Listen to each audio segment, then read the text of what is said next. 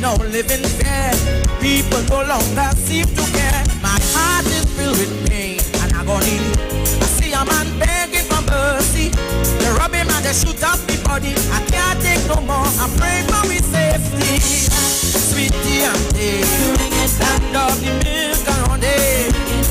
Sweet family, the way that it used to be. Long ago, what was mine was yours too. Peace and harmony, my red, white, and black country. Oh, oh, oh, oh, oh, oh. Bring it back, I say. Oh, oh, oh, oh, oh, oh. Now all I see is darkness all over. Stray bullets have been running for cover. Shedding tears has become so natural. Humans behaving more like animals. No respect for values anymore. Even the lawmakers breaking the law. Who can we trust? Tell me who to save. Is they undertakers dig new grave? Wailing and falling is the new band launching. New sizes of boxes we measuring. Tell the all household you're hearing a morning. Live or a movie interest. They go now showing. Bring it back, sweetie and day. Bring it back, stand up the fields around it. Bring it back, sweet family, the way that it used to be. Long ago, what was mine was yours too. Peace and harmony, my red, white, and black country.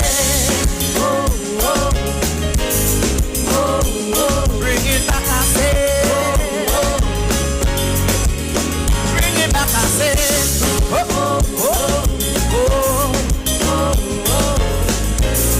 oh, oh. Like it, blood and crime take over. The rich are not feeling the pressure. People find like flies, yet we find. What would it take for us to unite? Look how we children them going astray, and the poor hold on to faith each day. So all who hear my message and playing dumb, many go pay in time to come. So all the innocent lives they taking, the mind and the souls they corrupting.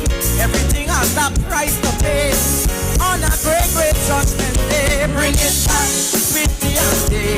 Bring it back, the milk and honey. Bring it back, sweet family, the way that it used to be. Like long ago, what was mine was yours too.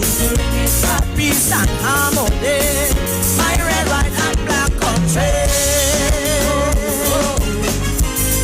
Oh, oh, oh, oh, oh. Bring it back, I say.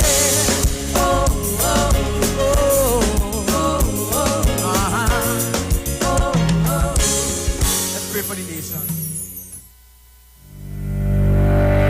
Tune in to the Street 919 FM every Friday from 9:15 a.m. to 9:30 a.m. with Kingdom Health Services, situated at number 125 Eastern Main Road in Tunapuna.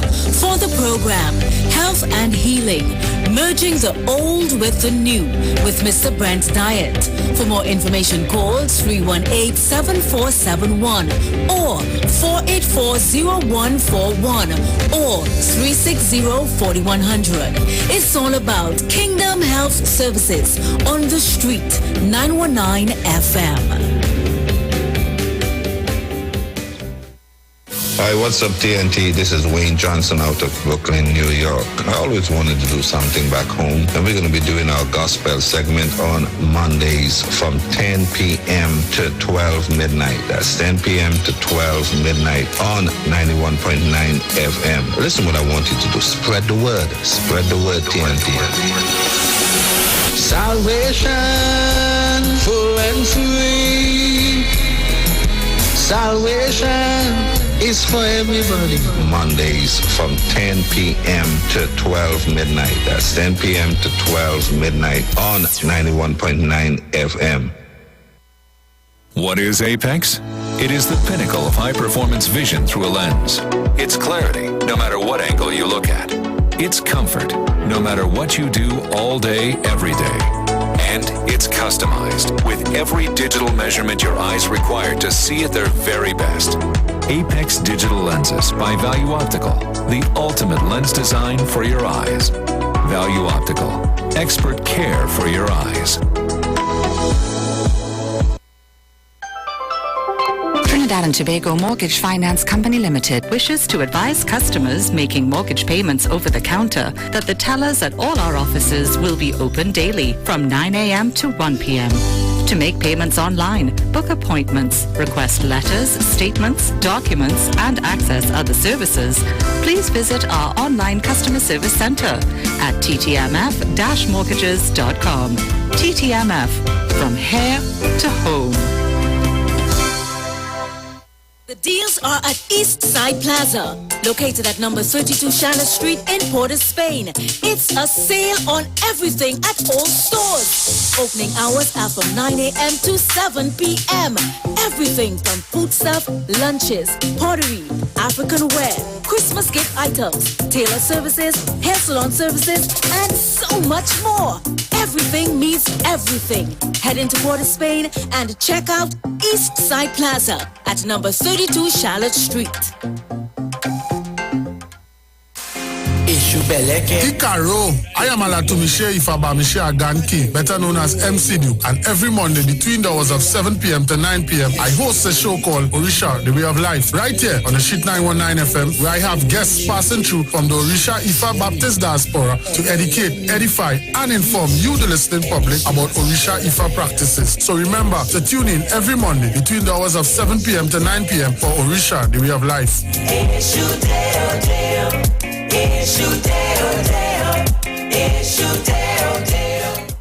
Pastor Hannah A. Parbu of Holy Spirit Ministries will be live on the street 919 FM every Wednesday from 11:15 a.m. to 11:45 a.m. In the scripture, Matthew 19 verse 26, the Bible says, "But Jesus looked at them and said to them, with men this is impossible, but with God all things are possible." Pastor Hannah is here to motivate you, challenge you, encourage you to walk in your purpose and destiny God has for you. For prayer and counseling, call Pastor Hannah at 728-5197. This is Bishop Aaron Williams from the Divine Problem Solving International Ministries, inviting you to be part of our broadcast on any given Thursday night from 12 midnight right on to 5 a.m. on Friday morning. And this broadcast is called Early Morning Gospel Market Program. Then we have on Tuesday from 12 noon to 1 p.m. the Holy Ghost Gospel Pharmacy. If you are sick and ailing, you can get from this particular pharmacy, from the pharmacist, the good things of life. Hallelujah. And any Saturday from 10 a.m. to 12 noon, break into the host of the Philistines. Hallelujah. If you are sick and tired of being sick and tired, hearing the babel of false doctrines that you encounter daily, it's about time you get close to God. God's word direct from his throne room in the name of Jesus. God has good plans for his people. Why do you worry so much? Tune in to the Street 919 FM for Gospel in the Bone Ministry every Sunday from 7:05 a.m. to 8:55 a.m. For the program, God's Last Warning Message. Hosea chapter 4 says, "Hear the word of the Lord, ye children of Israel. For the Lord hath a controversy with the inhabitants of the land, because there is no truth, nor mercy, nor knowledge of God in the land. By swearing and lying and killing and stealing and committing adultery, they break out, and blood toucheth blood." Remember, every Sunday from 7:05 a.m. to 8:55 a.m. for the program God's Last Warning Message with Gospel in the Bones Ministry, right here on the Street 919 FM. The journey's almost home. The views expressed are not necessarily the views of the management of the Street 919 FM. Share the live. Share the live. The Street 919 FM on Facebook and Instagram. Share the live. Iowa George on Instagram. Share the live. Iowa TV and Street TV on YouTube. Share the live. The Street 919 FM. Yo, this is your boy Ziggy Rankin, and right now you're listening to the Titans of Democracy. You don't know. Real talk. The Titans of Democracy on the Street 919 FM.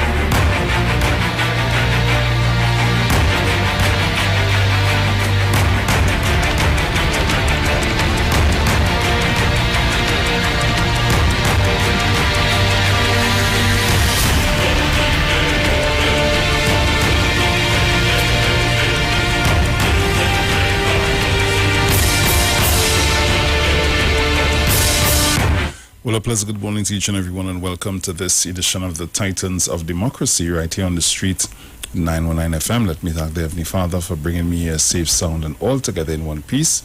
Pleasant good morning going on to my entire family. Good morning to Miss Sharon Felix, Mr. Dominic Romain, and their entire families. Good morning to you, all our callers, all our listeners, to all of our viewers online, for those of you that are always locked on with us. Let me also say good morning to my friends and family in Tobago. Tobago, good morning to you guys. Hope you guys are doing well this morning. Also, good morning going out to the management and staff of the Street 919 FM. Good morning to Mr. Iwer George and his entire family. So today is Monday, the 7th of March 2022. Yes. And as we get ready to get into our online papers for today,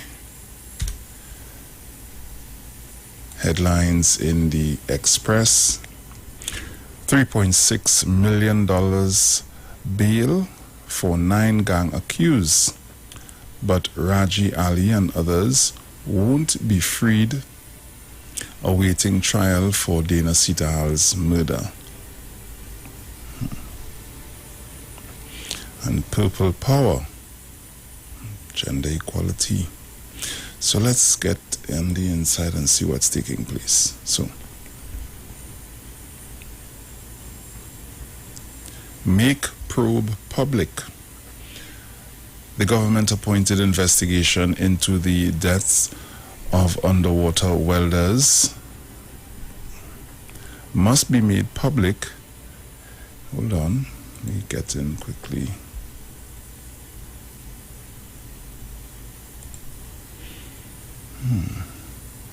Right.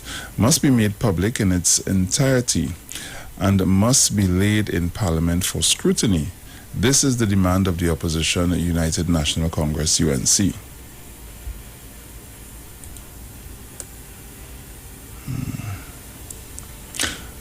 Tug of war over Thai.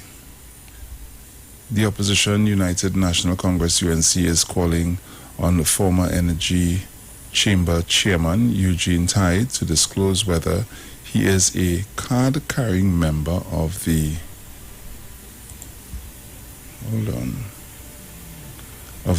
People's National Movement, PNM.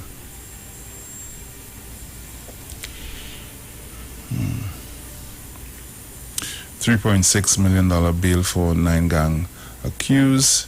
The 9 men accused of murdering senior counsel Dana Sitahal in 2014 were granted bail on Friday on the gang charges against them.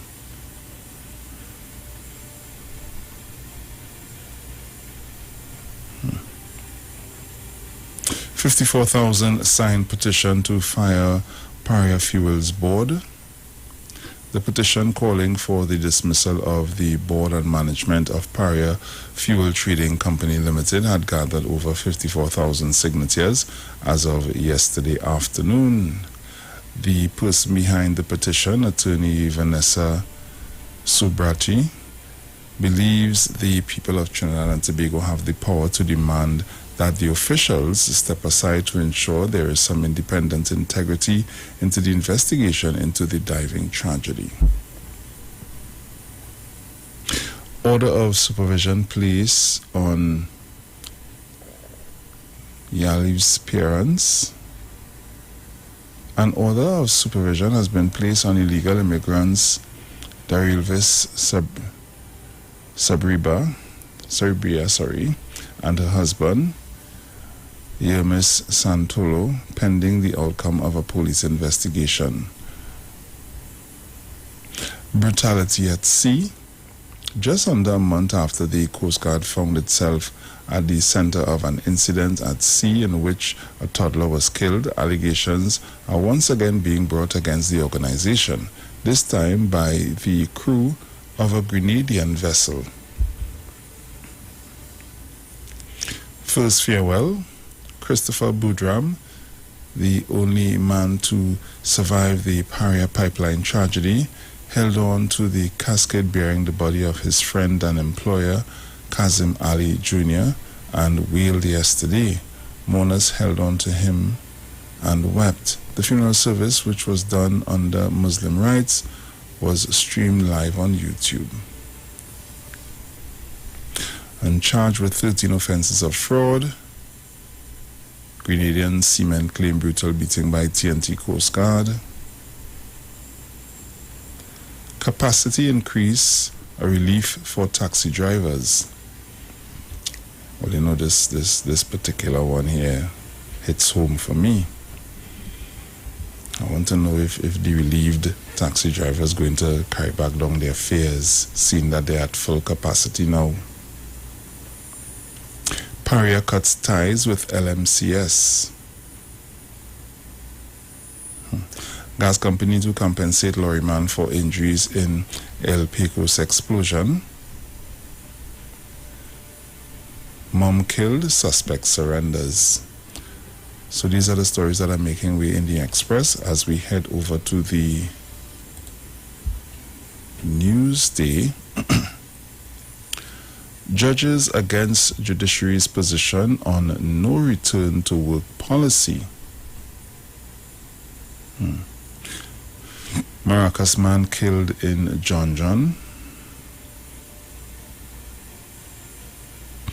Why newsletters do this? Well, they put up a picture which was from a bus and then put this headline underneath the picture. Local manufacturers receive grant funding. Tutor Tobago officer. Let's meet to discuss violence and indiscipline. WASA works out schedule for Couva South. Court awards compensation for mechanic injured in crane incident. Past Trinbago President Owen Surratt has died. And condolences to his family. Acting Commissioner, Community Projects, ideal approach to crime fighting. UNC, Paria board must resign. MSJ wants Paria officials removed. Bars, restaurants want an end to absurd safe zone policy. 7 COVID-19 deaths, 437 new cases. MSJ, prioritize efforts against gender-based violence. Faizabad businessman loses gun appeal. Bail for Raji Ali, others on gang charges. 5, including minor, in court charged with several offenses. TTPS warns against sharing video of alleged sexual assault of girl.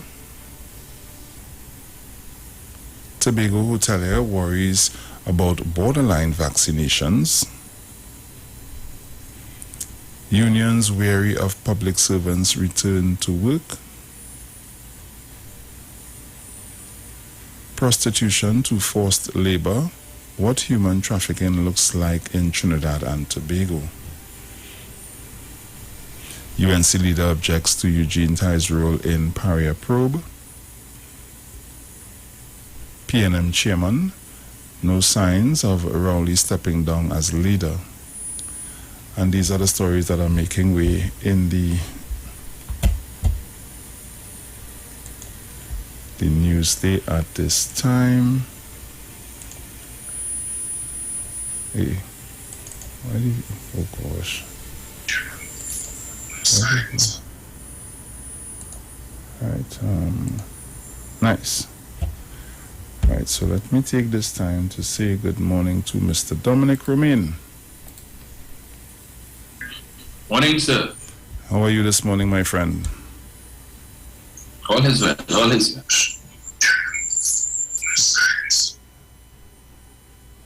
Cool, nice. Well, I'm now continuing in the papers here. Now going to get into the Guardian. Okay. Yeah. Why am I hearing a feedback? Okay. Nice. So as we head over to the Guardian, hey, where's my headlines? Headlines in the Guardian, no cover-up.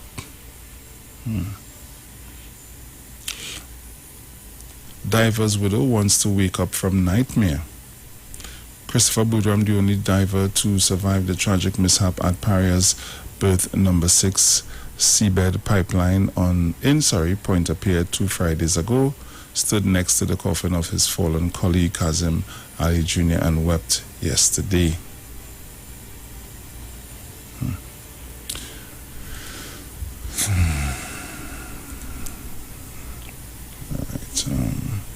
Paria diving tragedy, UNC wants report published, scrutinized by Parliament. The Sharma probe team's report on the recent accident at Paria Fuel Trading Company Limited's compound must be published in its entirety and fully scrutinized by Parliament. NCIC pays tribute to Lata Magnaskar. Carney Central residents protest water woes.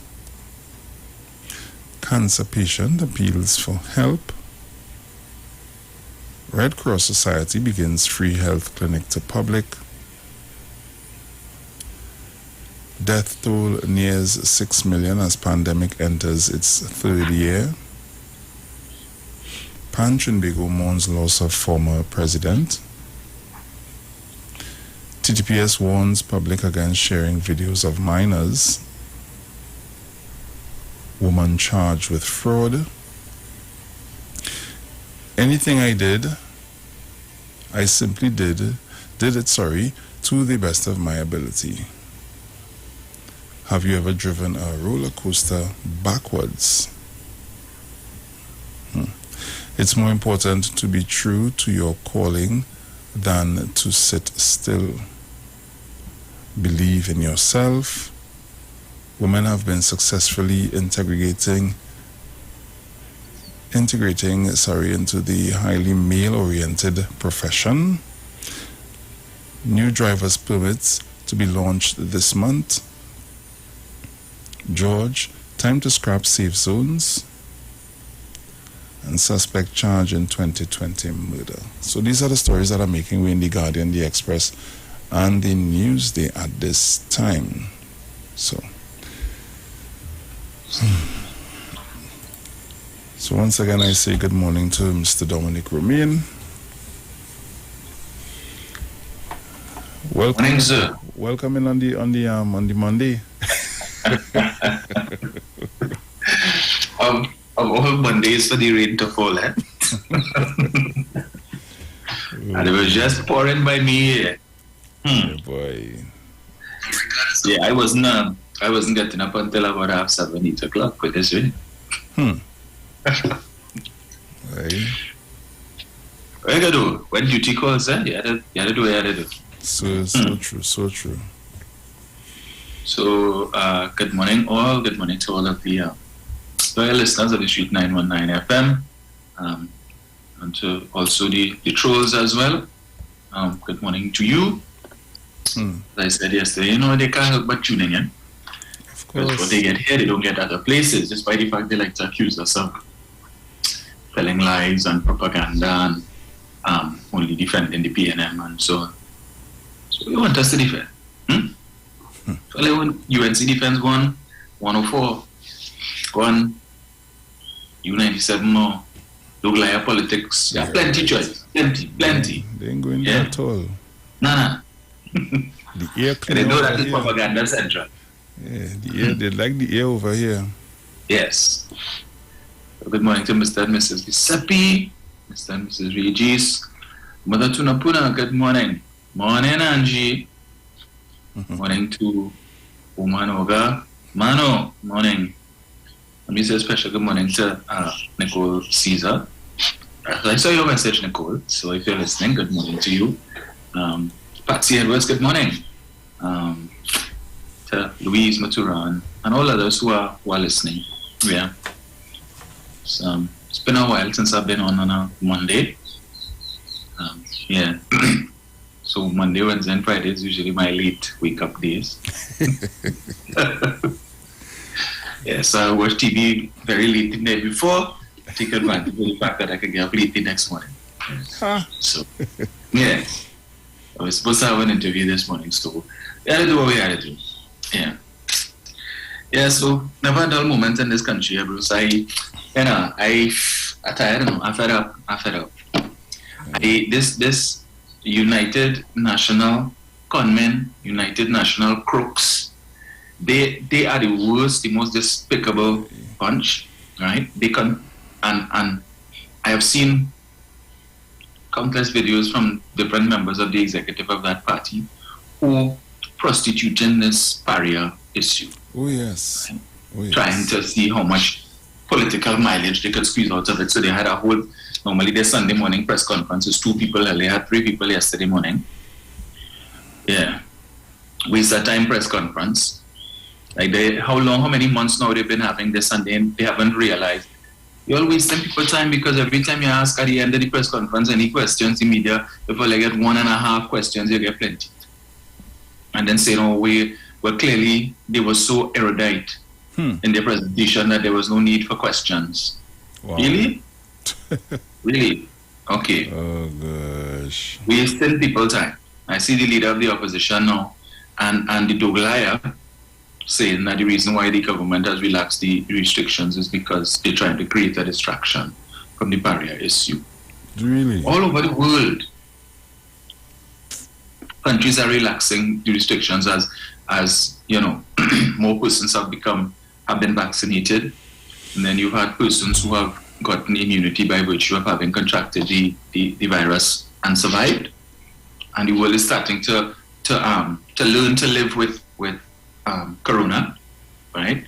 We've not really had any upsurge per se in terms of infections or deaths to the point that it could be that concerning. Well, I know some of them in the UNC have their fingers crossed and they praying every night and every morning that a week and some from now, you're going to see an increase in the numbers, so they could say the government was irresponsible by having the Easter Carnival and allowing these events and so on.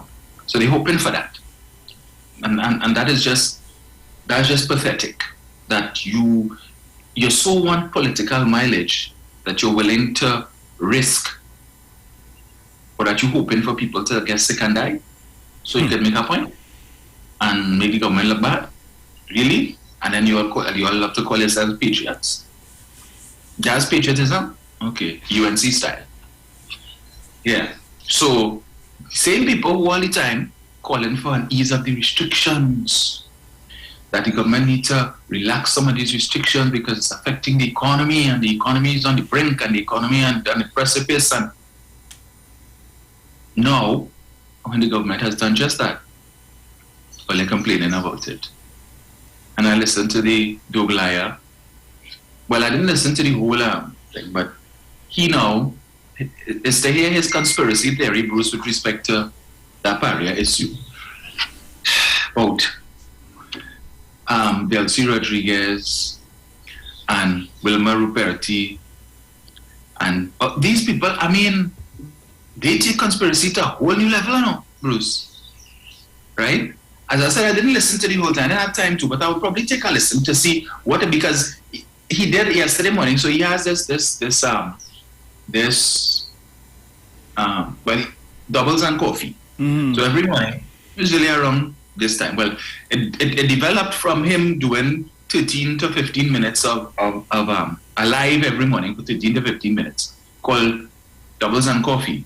So apparently, certain elements in the UNC who own a radio station felt that what he was saying on this live every morning was so relevant that they gave him a whole radio show from 6 to 9, right, called Doubles and Coffee, so he could now spread his propaganda on national radio for those who care to listen to that foolishness.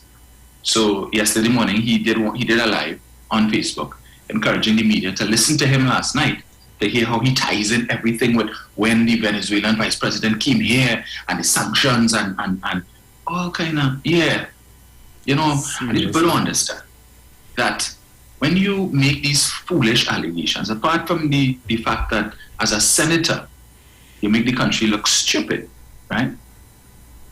If it is that the U.S. authorities are saying, well, look, this man is a senator, there's no ordinary citizen saying these things. Maybe we should look into it, right? So it wasn't enough that when that issue with Delcy Rodriguez happened, that you all were courting sanctions, again, to make the government look bad, and certainly didn't help you all because you still didn't win the election.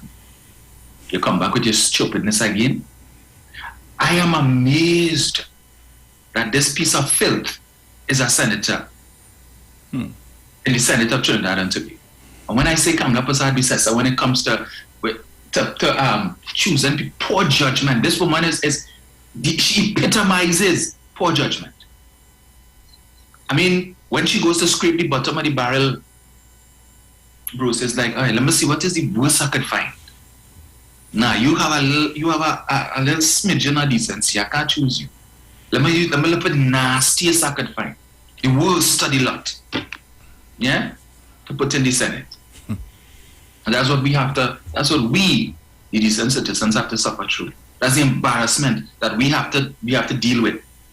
This is not about, they need to remember, this is not UNC country, right? You have people who support other parties.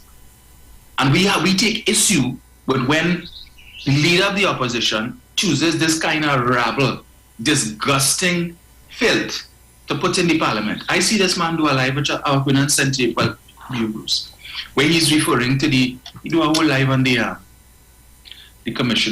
acting commissioner of police, calling the man DCP dunce. Yeah? You're a senator, Anil Roberts. A senator. So anybody who does something that UNC don't like, that you all disagree with, you have to attack them. So you feel it's okay for you to be calling the commissioner of police DCP dunce on a live that you did on Facebook. And of course the members of the illiterati will share it. Because they like that. Yeah, we like that. Because all they like conspiracy theories. He can enter that parliament and no other party, Nah. There is all the other parties just have to say concerning PNM and whatever the case might be. None of them will accept him into their camp to be represented in Parliament. None. And that is why the PNM will always be held to a higher standard. Right? Because all they could say what and talk stupidness about PNM corruption. And at the end of the day, PNM maintains decency in the people that they choose to sit in the parliament, to do the people's business. People who will conduct themselves with decorum within and outside of the house. This man has no decorum in either place. He's disgusting in the Senate and he's disgusting outside too. Yeah, but that's UNC for you. How all else feel? All the trolls. How you all feel? The party that you support, the party that you want to come back into power. That is the type of representation that you have in the parliament, an embarrassment. Them and then you'll get back them like that. I mean, them like that. Love it, Bruce. Yeah. Yeah, that's the mouthpiece. Huh? That's who speaks for you all, right? Yes. Yeah. You feel this man could go out on the international stage and talk for this country? And just imagine that if it just, God forbid, that you all should play fast and loose with your votes and put these people back in 2025, that is the trash. The trash that will be sitting as a minister. That is the trash that will have to go abroad and represent this country. Only for real? Man.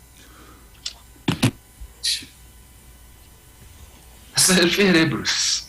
I don't know about Dominic, but I say I wasn't going to say anything and put up nothing, but yesterday, while I was relaxing, I said, let me browse through Facebook and see what's going on. And some of the things that I've seen on Facebook concerning that whole incident, people deliberately attacking the head of Paria. Yes. Right? And if it is you want to really get you want to get that information, you want to find out, and you're sitting down and you're thinking, just think for a minute how you reach the head of the organization. When you go into any sort of establishment, which could be what? Restaurant, store, the grocery, wherever. You don't go and meet the manager cashing or attending to you. The only time that will happen is if they're short staff and the manager realizes a lot of people on the floor, they will come out and do what they have to do. Yeah. Right? But you're not going to meet the head of Paria down inside no seen about no pipeline underwater. And if I contract somebody to do a job, right? And I say, okay, this is the job required. Do you have the equipment to do this job? Do you have what is required to do this job under the OSHA Safety Act? Do you have what is required to do this job? That is one part. The next part is, if you want to go to Paria site to blame here now, what you need to ask is, number one, these fellas working on this pipeline a couple of days now, right? Was information transferred to the necessary people to say, well, okay, there's work still going on this pipeline, so anything that is in contact with this pipeline, anything that pertains to this pipeline, you'll need to leave it alone because the work has not been completed as yet. Who is the person in charge of that? Where is the supervisor? Where is the team leader? What's going on there? I trying to figure out how all they jump from, all they leave everybody down in the middle and just jump to the top and make a set of noise and have petition online and all this set of bacchanal. So you trying to tell me 54,000 people sit down and think this through before they sign this petition to see what is going on here? Really? Because everybody's acting on emotion, Bruce, one. And two, the unfortunate reality is that we have a significant portion of our population that are intellectually lazy. And so, because of the way that this whole issue has been couched from the outset to draw emotion, yes, and it is very unfortunate. Yes, Dominic, but what kind of closure these families going to get when you go to the head and you ain't follow the steps going up the road? Well, you see, and that's the thing, Bruce. You see, because from the outset they've made it seem as if the main issue that they have here, that they're trying to pin to Paria, is the claim that the divers could have gone back to try and save these guys, but that they were forbidden from doing so by Paria, right? Now we're only focusing on the claim that the guys are still alive, the diver went down, or the divers went down and they were able to save one, and if they had gone back down, they would have been able to save others, okay?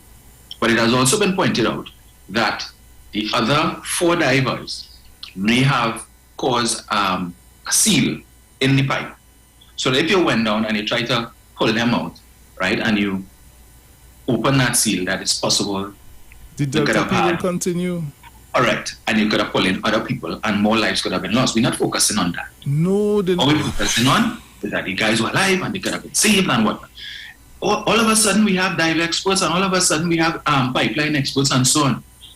Right? They go on YouTube and look up this and look up that and tell you this, that. So they have already formed an opinion. Then you have this next UNC clown, Ian Allen, now saying that the guys died on Monday, that the autopsy showed that they died on Monday. That's what he said. Yeah. So that they were there Friday, Saturday, Sunday, and part of Monday too. In the pipeline. So, yes. That's what he's saying. He's claiming that the autopsy showed that the guys died on Monday, right? So that all weekend they could have been saved. Never mind the fact that you have experts telling you that the oxygen in the tank would have run out by then. Notwithstanding the fact that they may not even have had access to some couple of the tanks based on how the tanks were lodged in the pipe. So now they're coming up with that theory that there was probably some kind of air pocket in the pipeline and the guys were there and they were able to. I mean, seriously, is anything to try and make the government look bad. Now, what the government have to do with this? Because they restructured Petrotrin and now you have this entity, Paria. Whether or not the name was changed or there was a restructure, the fact of the matter is that the pipeline would have developed whatever issues. That didn't happen because you have a company named Paria. So whether it was Petrotrin, TPHL, Paria, whatever you want to call it, the fact of the matter is work would have had to have been done and possibly the same thing would have happened. Right? Now I think the guy who was buried yesterday was the owner of LMCS, which is the company that was contracted. So, but nobody's talking about that because the owner was one of the guys who really can't be want to attack too much because you have to study the family. Yeah, so let me just focus on Paria, because if it is that we go after LMCS and we talk about any failings or shortcomings that may have taken place, think of the impact that would have on the family in addition to having to deal with the death of the guy. All the more reason why they should not be dragging this the way they're doing it. Yeah. They're not thinking about the families of these guys at all. Mm-hmm. Everybody have their own conspiracy theory and they're not allowing a proper investigation to be done to find out what was the mistake that was. Somebody made an error somewhere along the line. Right, which will be borne out by the investigation, but then you have members of the UNC coming out now, executives of the UNC, stating that they don't want BHP and Shell to be a part of the investigation and they should recuse themselves because BP and Shell, that they are saying that because they do business with the government, that they are not going to produce a report that would be an indictment on Paria to jeopardize any future dealings. And because BP and Shell have business in Trinidad and so on, that is the fact of the matter is that Stuart Young, when he announced the composition of the team to do the investigation, stated that in making that request of BP and Shell, he said it is not limited to local persons, but preferably if they can get outside persons who work for the company but who are not in Trinidad and who are experts in these fields, who have no horse in the race, right, to come. And when you make claims like that, you impugn the integrity of these companies. Exactly. At the end of the day, whether or not we feel Trinidad, we depend on the work that these companies do. So even if they do an investigation and what is born out from that investigation, it is an indictment on perhaps policies with Paria, whatever the case may be, they have nothing to be concerned about. So what if the government going to penalize them because of that and then jeopardize our country's revenues? All the royalties and the taxes that we get from these companies, so what? We're going to jeopardize that because they produce a report that is an indictment against a state company? I mean, how stupid could the UNC get that this is the best thing you all could have come up with? And again, you have people supporting, 309,000 people supporting that level of idiocy. That is the best thing that they could have come up with to say, I mean, so who else? Who all you want to bring? Who all you want to come and do it? Because anybody, if you say, well, let's just bring independent people from the US, and we have dealings with the United States in a variety of different ways, so what do you want to say? So bring them from where? You want us to put people from the UNC to do it? You know, let the investigation take place, and when the outcome is had, if there are people or persons who are found culpable, if something happened that ought not to have happened, right? Then let the chips fall where they may, and who needs to lose their work and who needs to get charged, so be it. I don't see what that has to do with the government. But you want the board of Paria to go, and you want the management of Paria to go. And as I asked last week, when you do that, who going to run the company? Because the first thing you want to say, if it is that you get rid of who is there now, you need to put somebody immediately to replace, because the company has to run. Because Paria is the company that is responsible for importing fuel, distributing fuel, so that when you wretches go to the gas station, you can fill up your tank, right? But you're saying move the board, move management. So who running the company? The trucks, the chairs, the computers running the company. So no head. So you have a headless institution. And if it is the government come and say, all right, we're removing who they know and put somebody else. And it's the same thing I'll say, that the government put back their lackeys to hide evidence. It doesn't matter who the government puts. You always just say that they are there to do the government's bidding. 50-something thousand or less signed that petition. Really? Not making sense. Wow. And then we wonder why sometimes people say that is not a real place. You know. No, based on all of that, Bruce, regardless, if that investigation comes to a conclusion and it finds that there was no fault on the part of Paria, they ain't going to accept that. They ain't care. They want Newman George head. It's not how they wanted it. And they see this as an opportunity for them to get it. So they want it. And whoever else they could get. I see no kind of thing on Facebook about some guy, Mr. Piper, or whoever it is, and talking about some incident that took place somewhere donkey years ago. And all of a sudden they could dig up and find information on this one, that one, and the next one. And then you have Prakash Ramadan now talking about wanting to sue Paria. So I see we have a new troll on Facebook.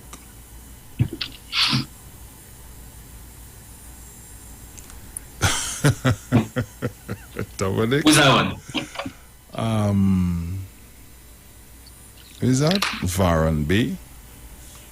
When the investigation done on Paria and the government gets named in wrongdoing, you will still defend them because you are... Bruce, what does the government have to do with this? Is Keith Rowley the chairman of Paria?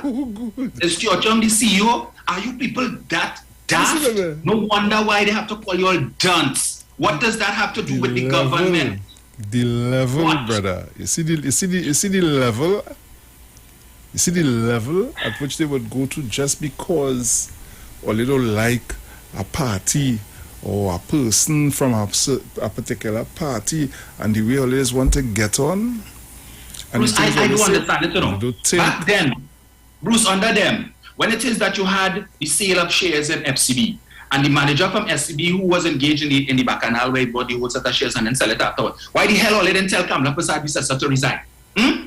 Insider trading and all of that. Why all them called for the board of management? Because the guy was a senior person in FCB. When it is that $11 million was paid by the board of FCB to Larry Hawaii for him to become the Minister of Finance, why you all didn't call for the board to go? $11 million. More money than he was entitled to, and with the stupid excuse that had he remained as the CEO of FCB, that he would have made X amount of money. But he still went and became Minister of Finance and was earning a salary, right? Close to $60,000 a month. You all had nothing to say about that. When $10 million US went missing from NEC's bank account in FCB for hot dog and ketchup that went to Guyana, taxpayers' money, over 60-something million TT dollars. Why the hell you all didn't call for the board of FCB to go, and the government as well? But all of a sudden, no, this is the government. What does this have to do with the government? There's a board in place at Paria, and Paria has executive management. And if it is that they are found culpable, they will be dealt with. This has nothing to do with the government. Jeez, boy. Ah, boy. It's too early for these people to be standing up my blood pressure, you know, Bruce. My word. What's that? One pedal that level of BS somewhere else. Ooh, I think so far, I'll give you the greatest. Yeah, greatest dance award. The greatest. That is the Jockey Shorts award. Boy. Hold that award, sir. Nah, boy. I don't know, boy. You cannot tell me that you seriously sat down and thought about what it is you was going to say there. And this is what I'm saying, Dominic, is the same strippiness you're seeing right through on social media. So nobody not taking the time to stop, sit and think. So you don't want to think. You just want you want somebody to blame, and you want to make a bacchanal, and you want to involve the families of these men. That's what you're doing there, you know. Bruce, the unfortunate thing is that as soon as all of these guys are laid to rest, right? Now, I think the team has been given 45 days to conclude this investigation. This is just going to become a commercial enterprise, because then the talk is going to come how much money they had to pay the family to compensate. But let us focus on whether or not, in fact, there was any shortcomings on the part of the contractor, right? Should they have had any type of other equipment, tethering equipment, as we've heard? Was everything that should have been in place with respect to this done? So let the investigation take place. Why all your hurry so? If you are so sure that the outcome of the investigation is going to be against Paria and against the government, well, then just relax on yourself. Whether it's today or 10 days from now or 45 days from now, if that is what you are saying, because you all are the experts, and based on just taking a cursory glance of what happened, you all could already come to a conclusion. Well, relax. It's going to come in all your favor. That's what you all believe. So whether it's today, next week, or next month, hold on. But all you come with the stupidness about how they're going to cover up and hide evidence and all kind of foolishness. Look, me a break, eh? Seriously. We have about a minute again before we go to the break.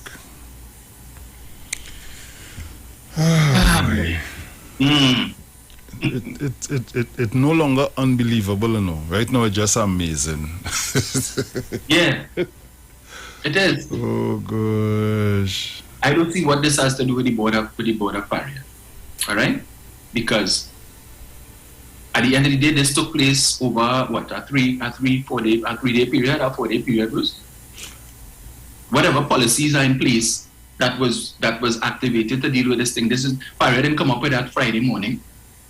They didn't come up with that Friday evening. I think the job was going on for 10 days. They were nearing completion. So yeah, that's what I'm saying. We need to find somewhere along the line, right in that small space, there's some miscommunication, something went wrong.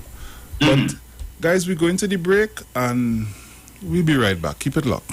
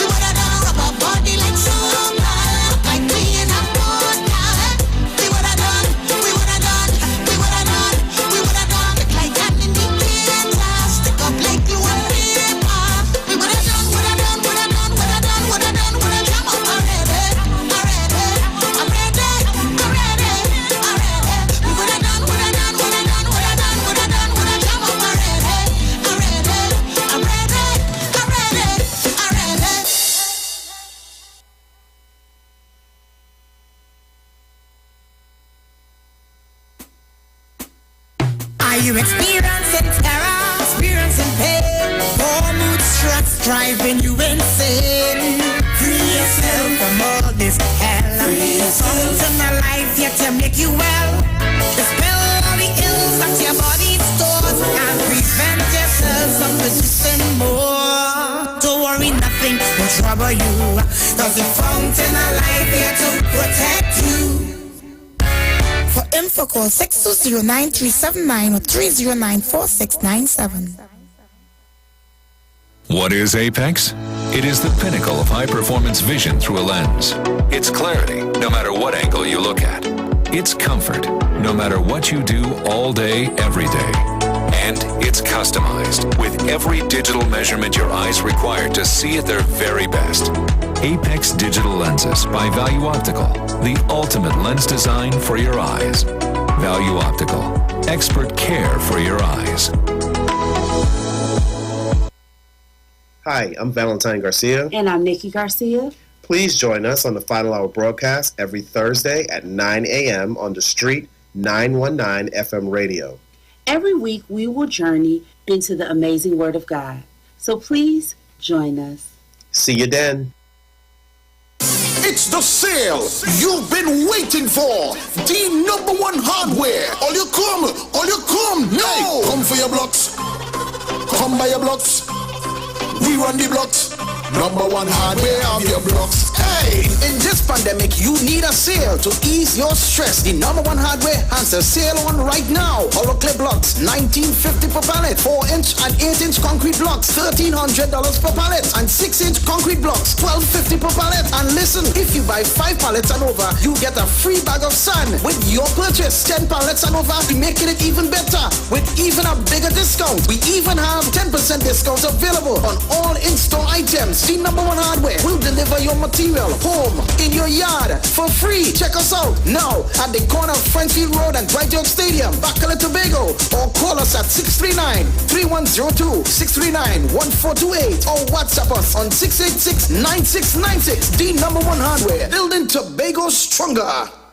Introducing the new and improved Digicel Plus Smart Home. Complete home control right from your phone. Enjoy amazing upgrades, new stylish design, and easier to install wireless cameras. Automatic home and away arming and disarming. One-touch home automations. Easily integrate with Google, Alexa, or Apple. And full-color night vision.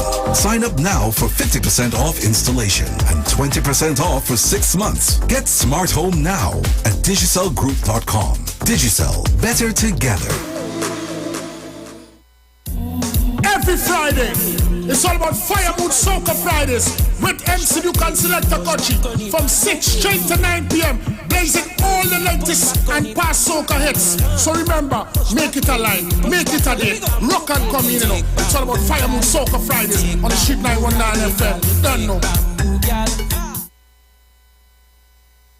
If you're experiencing pain, constipation, headaches, poor blood circulation, high or low blood pressure, diabetes, cancer, swollen or darkened feet, come visit us at Health and Wealth Lifestyle, located at 73 Eastern Main Road, Barataria, opposite Eastern Credit Union. We at Health and Wealth Lifestyle offer a wide range of services. Come and experience our new 3D analyzer, which allows you to have a look inside your body. We also provide live blood analysis, iridology, ionic foot detox with foot soak and foot massage, aquatherapy, full body massage, and organic supplements on sale such as nano silver, nano zinc, body light, cold pressed sesame oil, and more. Health and Wealth Lifestyle, located at number 73 Eastern Main Road, Barataria, opposite Eastern Credit Union. For more information, call 275-8359 or 288-1108.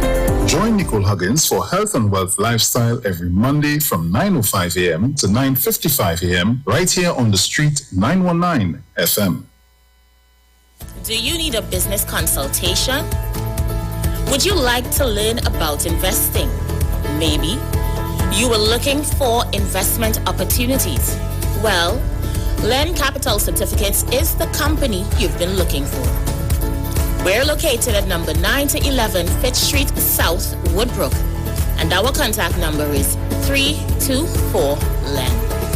That's 324-LENN. Get in touch with us today and we can help you grow your business, make better financial decisions, and enable you to earn a passive income. Feel free to ask about our precious gem packages. But remember, at Len Capital Certificates, it's all about you.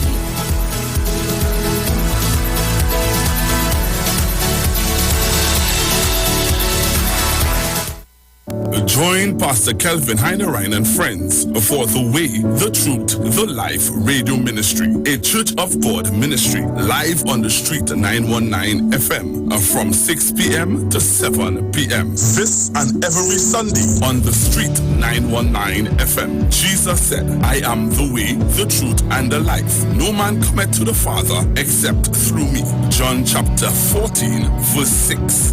For further information, contact 686-3845, 349-5178, or 342-7303.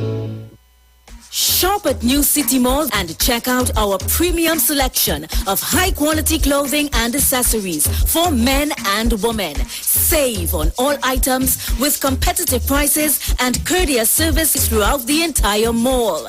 New City Mall is located in the heart of Port of Spain with entrances at 3 Charlotte Street and number 41 Independence Square. We offer a variety of shirts, long and short sleeve, round and V-neck tops, vests, caps, hats, sunglasses, briefs, boxers, shorts, swim trunks, denim, jeans, long and 3/4, socks, sneakers, casual and athletic, shoes, dressy and fashionable, dresses, formal and casual, skirts, lingerie, undergarments, and a wide range of accessories. Come check us out as we also have clothing and accessories like Levi's, Clarks, Armani Exchange, Hollister, American Eagle, Ralph Lauren, Nike Air Force and Air Max, Puma, Adidas, Timberland, Academics, Aeropostale, Old Navy, Forever 21,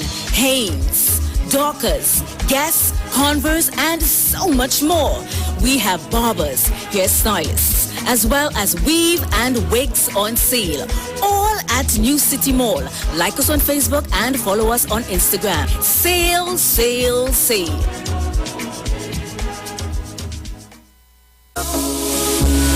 From the studio to the stage, every Friday between 3 to 4 p.m. Right here on the street, 919 FM. Radio you can see. Log on to our Facebook and YouTube so you can see live interviews and performances from some of our very own local superstars. Right here on the street, 919 FM.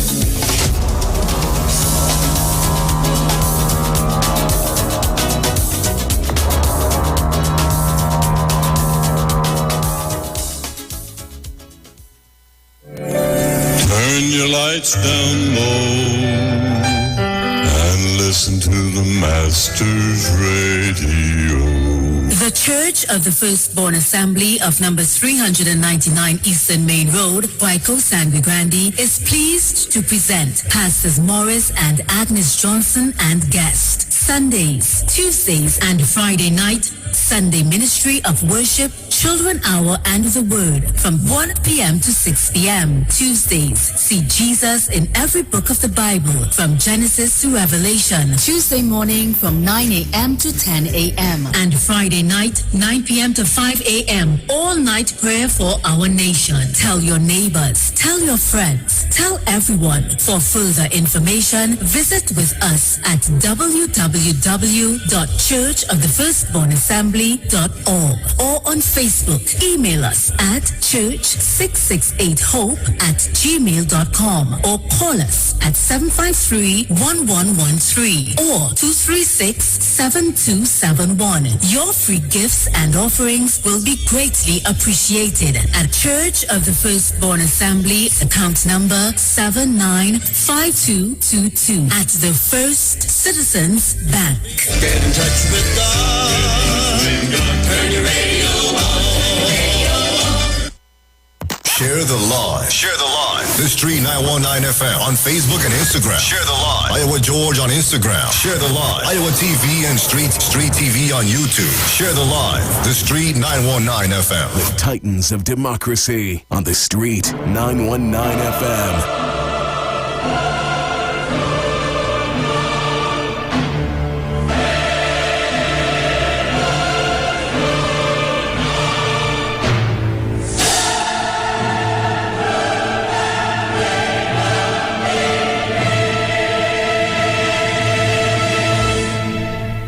So welcome back on your inside. If you're just joining us, you're locked on to the Street 919 FM. This is your Titans of Democracy, Mr. Dominic Romaine and Bruce Sween.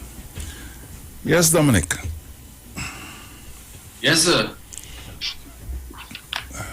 I think I get under pressure a little bit. Yeah, needed that break. Yeah.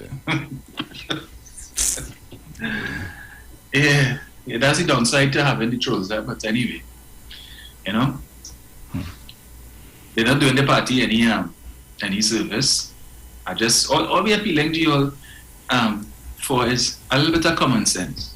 You know, when you all sit down in your quiet time, all of you armchair experts, you sit down by the rum shop, and that is the topic, or wherever it is. I mean, exercise common sense now, and just think.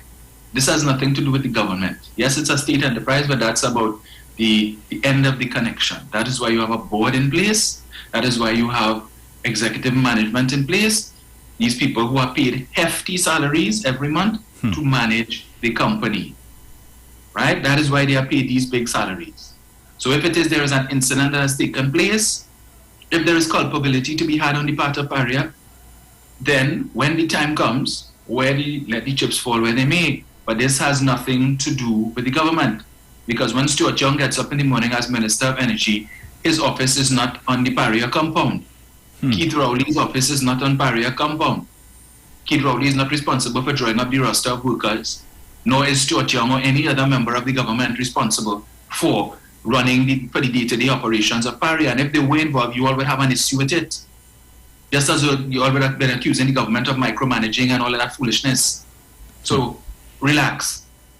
So last night, Bruce, I saw some constituents, I think of, is it Carney East or Carney Central? Whatever constituency Arnold Ram is the member of parliament for. So they're protesting for water, among other things, the roads and so on. And I saw some of the protesters had a placard reading, PNM promised water for all since 1951. And they're still waiting, right? So when I see that, I said, well, wait. I thought the PNM came about in 1956. I need to go back and do my research. Because if the PNM came out in 1956, I don't see how they could have promised water for all in 1951. But, okay. So, but even if, Bruce, let's just say that the PNM in whatever fantasy world at UNC had promised water for all in 1951. Bruce, what was the size of the population of Trinidad and Tobago in 1951? Eh? What was the size of the population? All these housing developments that we have all over the country today, did they exist in 1951? All the industrial demand that we have for water today with all of these industrial complexes and so on, Point Lisas and the Omera Industrial Estate, Labidco, and all of these things exist in 1951. So therefore, the demand for water in 1951 was not the demand for water in 2022. So if the PNM promised water for all in 1951, they would have been working with a much smaller demand for water. So even if they had given everybody water for all in 1951, in 2022, you have more people wanting water. You have greater demands for water. You understand? So there were no HDC housing developments in 1951 as they are today, which means additional pipelines would have to be laid. In some cases, we have pipelines from 1951 still in existence that leaking. You understand? And they don't have the money right now to replace all them lines. So to see Anna Ram stand up next to somebody with a sign saying the PNM promised waterfall since 1951 and we're in 2022 and we're still waiting. Why don't you talk about the more the promise of water for all that is of more recent vintage? 1995 to 2001. I'll never forget that. Ganga Singh dropped pipe, and more pipe. And I can't tell all any size of that pipe because I ain't see it yet. I'll never forget that one. 95 to 2001. The only pipe I know is Dr. Visesa pipe. I'll never forget that. So what happened to that promise? They were there for 6 years.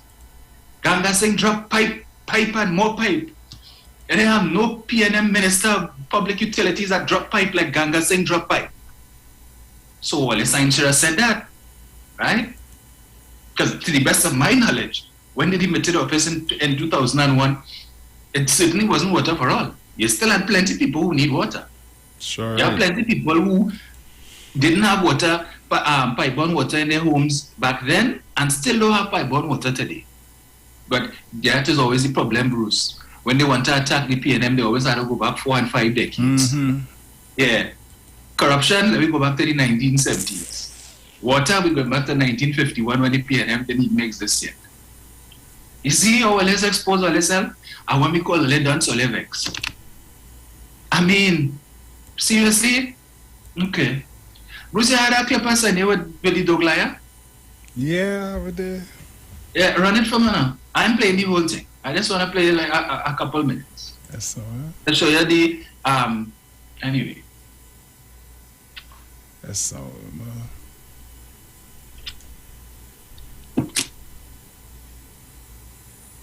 You and all self waste a damn time. All of it. Waste of time. All right. Play from the start, from the top. Yeah. McDonald Jacob, DCP done says today. Anyway, the DCP McDonald Jacob, DCP done says today, full homicide investigation will be launched. DCP Duns, let me turn to you and talk to you. Is that how the police operates? An event occurs, social media goes wild, people talk, ministers make press conference, parry a press conference, all of that, men dead, men thing. And then after that, the police decides because they have public uproar that a homicide investigation will be undertaken. That is how the police does work. I thought police does work. Hey, what is that?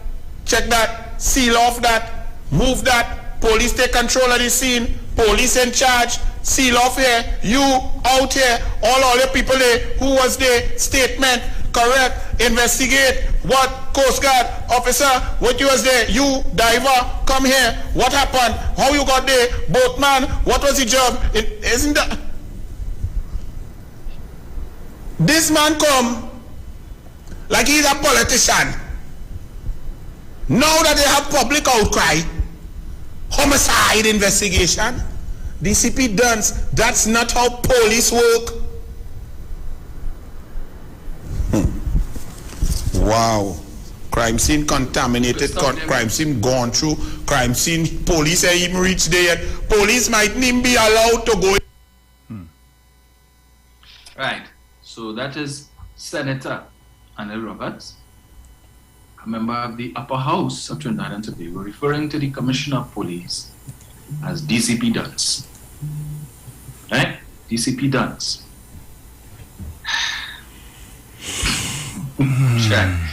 Yes, Senator Roberts, you just teach the children of this country how to be respectful to elders. Teach them how to be respectful to those in authority. And when you disagree with what it is that how they operate, call them names. So refer to the Commissioner of Police, the acting Commissioner of Police, as DCP Duns. Well done, Senator Roberts. Well done. Well done. Yeah? And well done to your political leader as well for having the the foresight to choose a man of your caliber to put in the upper house of Trinidad and Tobago. Yes. As citizens of this country, we are proud to have a man like you sitting in the Senate.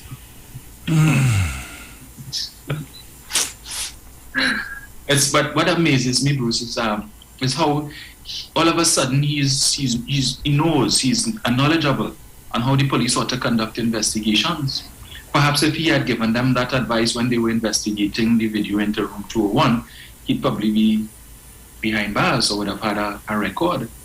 Perhaps if he had given them said advice when it is the vehicle, the Prado that he crashed, yeah, if he had given them some insight into how to do a proper investigation into that matter, yeah, perhaps he might have gotten a charge there too.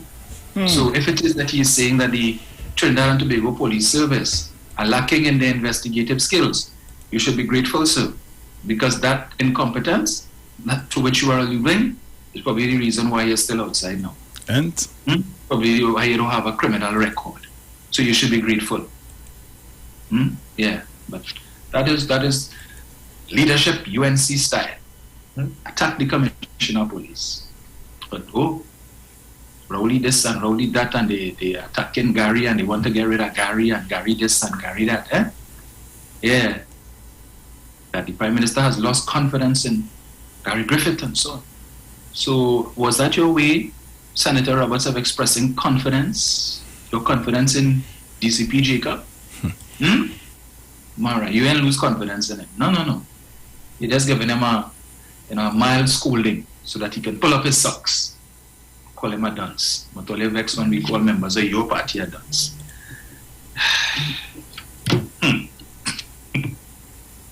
Bruce never a dull moment, you know. Never a dull moment. What we gonna do, eh?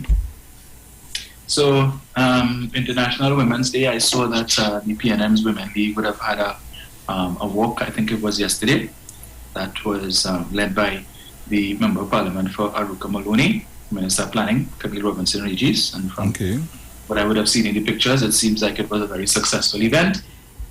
Nice. So, well done. I haven't seen the UNC haven't seen any pictures from the UNC that they did anything of that sort. I don't think I even saw a message. I might have missed it. Maybe the political leader sent out a message for International Women's Day, but I haven't seen it. So, yeah. So kudos to the PNM. Yesterday, Bruce, I also highlighted. You see, when the official media prefers not to highlight certain good things that the government is doing, once it comes across my desk, I will certainly highlight it. So I would have spoken yesterday about an initiative that has been undertaken by the government where they provided some $10 million that is meant to provide grant funding to small and micro enterprises that were involved or are involved in the yachting industry, because that is one of the sectors that was hardest hit by COVID, with the borders being closed and the yachties were able to come on land and so on. That there were a number of businesses that were involved in that industry that in fact closed because of course, a lack of income and a lack of business. So there were two primary issues there. One being that issue with COVID, and secondly, the other issue where the yachties were complaining that the forms that they have to fill out before they are able to dock was really overbearing. A 13-page document they had to fill out. Yeah. So Cabinet took a decision to reduce that from 13 pages to 1 page. So to improve the ease of doing business there, because there were complaints that that Trinidad and Tobago was losing yachties to Grenada and Antigua, St. Lucia, and the likes, and that was costing the country perhaps millions of dollars in much needed US. So in a swift attempt to address the situation, the Minister of Trade and Industry would have announced that $10 million grant facility, so where small and micro enterprises, small referring to companies that have an annual turnover between 250,000 and 8 million, and the micro would be businesses that have an annual turnover of less than 250,000 or less.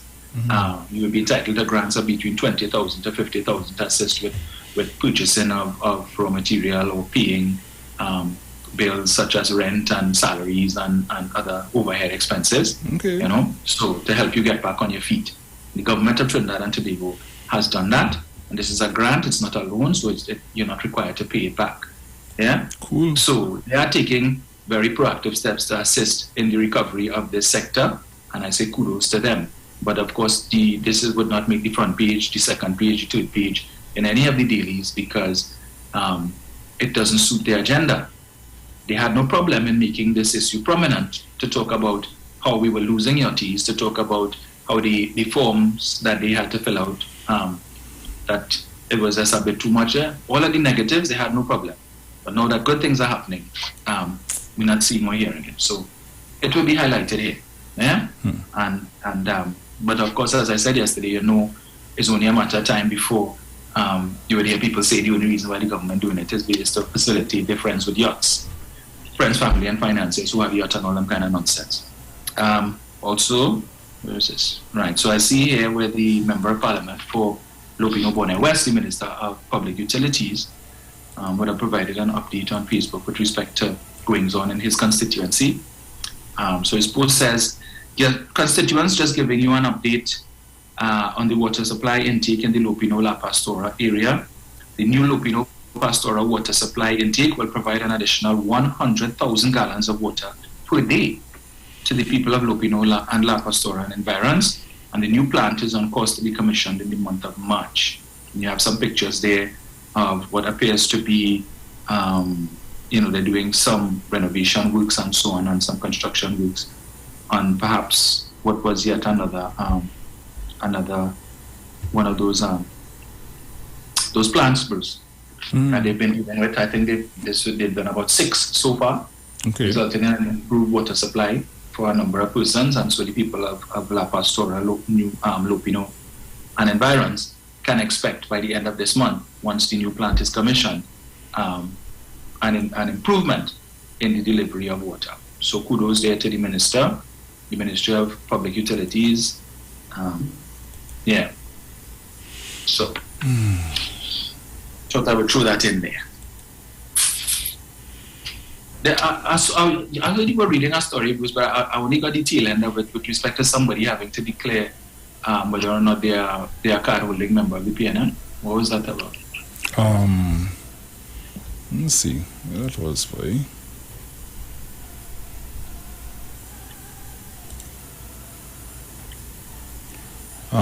That would be, oh gosh, where is this for? What's in the news there? Right. Talking about Mr. Eugene, is Taj you pronounce it? Who is he? Tai.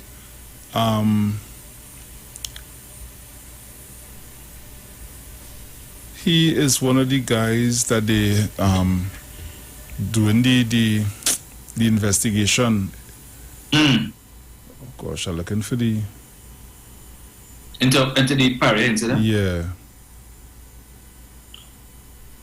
they have some issue with. They want to know if he has a PNM card. I'm looking for the story here. Wants to know that UNC? Yeah, Papa. Yo. Right. Is in the Express. The Opposition United National Congress UNC is calling on former Energy Chamber Chairman Eugene Tai to disclose whether he is a card-carrying member of the People's National Movement.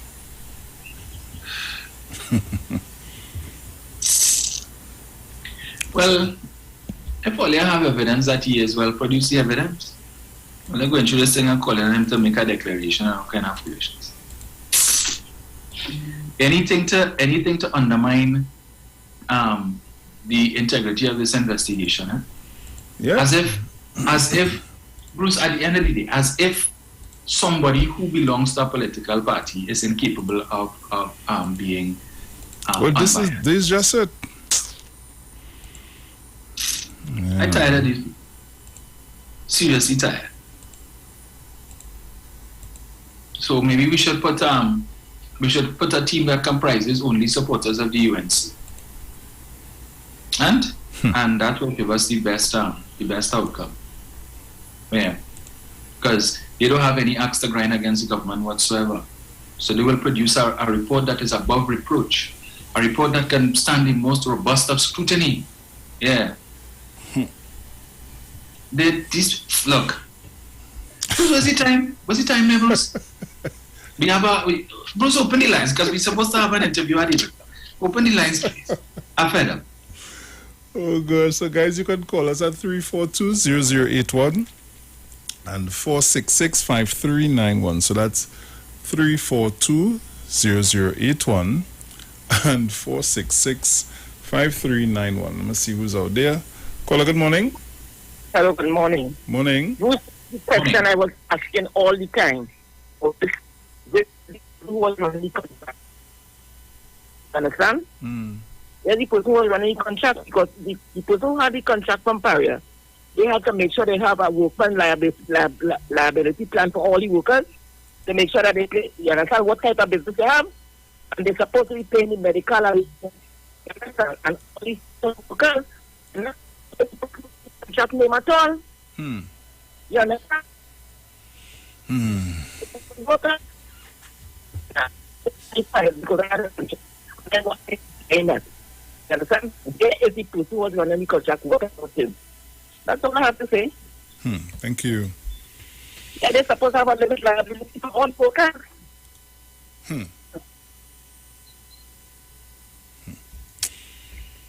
Yeah, Father. See? Everybody will ask the same question, Dominic? Yes. And it's a totally legitimate question. Yes, it is. All right, let's take another one here. Caller, good morning. Morning, Bruce. Hey, man. Morning, Dominic. Morning, Trinidad and Tobago. Yes, sir. Anything else? I wonder if why somebody because it's a PNM, they can't do this. Everything they want to find is a PNM. All this, I don't understand what's wrong with these people. Miss Camilla puts on this, sir. You and your team, only get all this stuff together. This is a nation we're building here. Why can't you all help to put a block or stealing the foundation or something? Why you always try to put out something or undermine the foundation, something like that? Ms. Camilla Pusa, this is all go give you a chance now. Let the country build. This is a nation in the next 10, 20, 30 years. This will be still Trinidad and Tobago. And you're proud to know that you're from Trinidad. When you go some part and you go and somebody here from Trinidad and Tobago, you should be proud. But this breakdown, you want to break down, oh God, only wasting people time. Morning, Pastor Street. Good morning, woman. Good morning. It's dinner time together. Good morning to Bataya. Good morning, Jenny. Good morning to you, Miss Tunapuna from Miss Faizabad. Sawaman, everybody. All you love is the answer. Miss Kamala Pasad, this is how God on the corner. Oh God. Oh God. God. Gone. Are gone. Caller, good morning. Hey, morning, Bruce and Dominic. Morning. Morning, sir. Charo, morning. With Bruce and Dominic, you know, for you to understand what is really went on there, you must ask questions of the company contracted to do the job. And if you do ask the questions of them, you would never find out where it is going. I mean, it's from them. What did they do? But for me now to come and to support Ansel Roger and Kamala and them with this nonsense about the chairman, the management, and they must go because somehow they're going to, you know, corrupt the investigation. How they can do that? They won't be able to do that because they already have these international experts coming. You can't fool these people. They would come. You have OSHA and you have the police.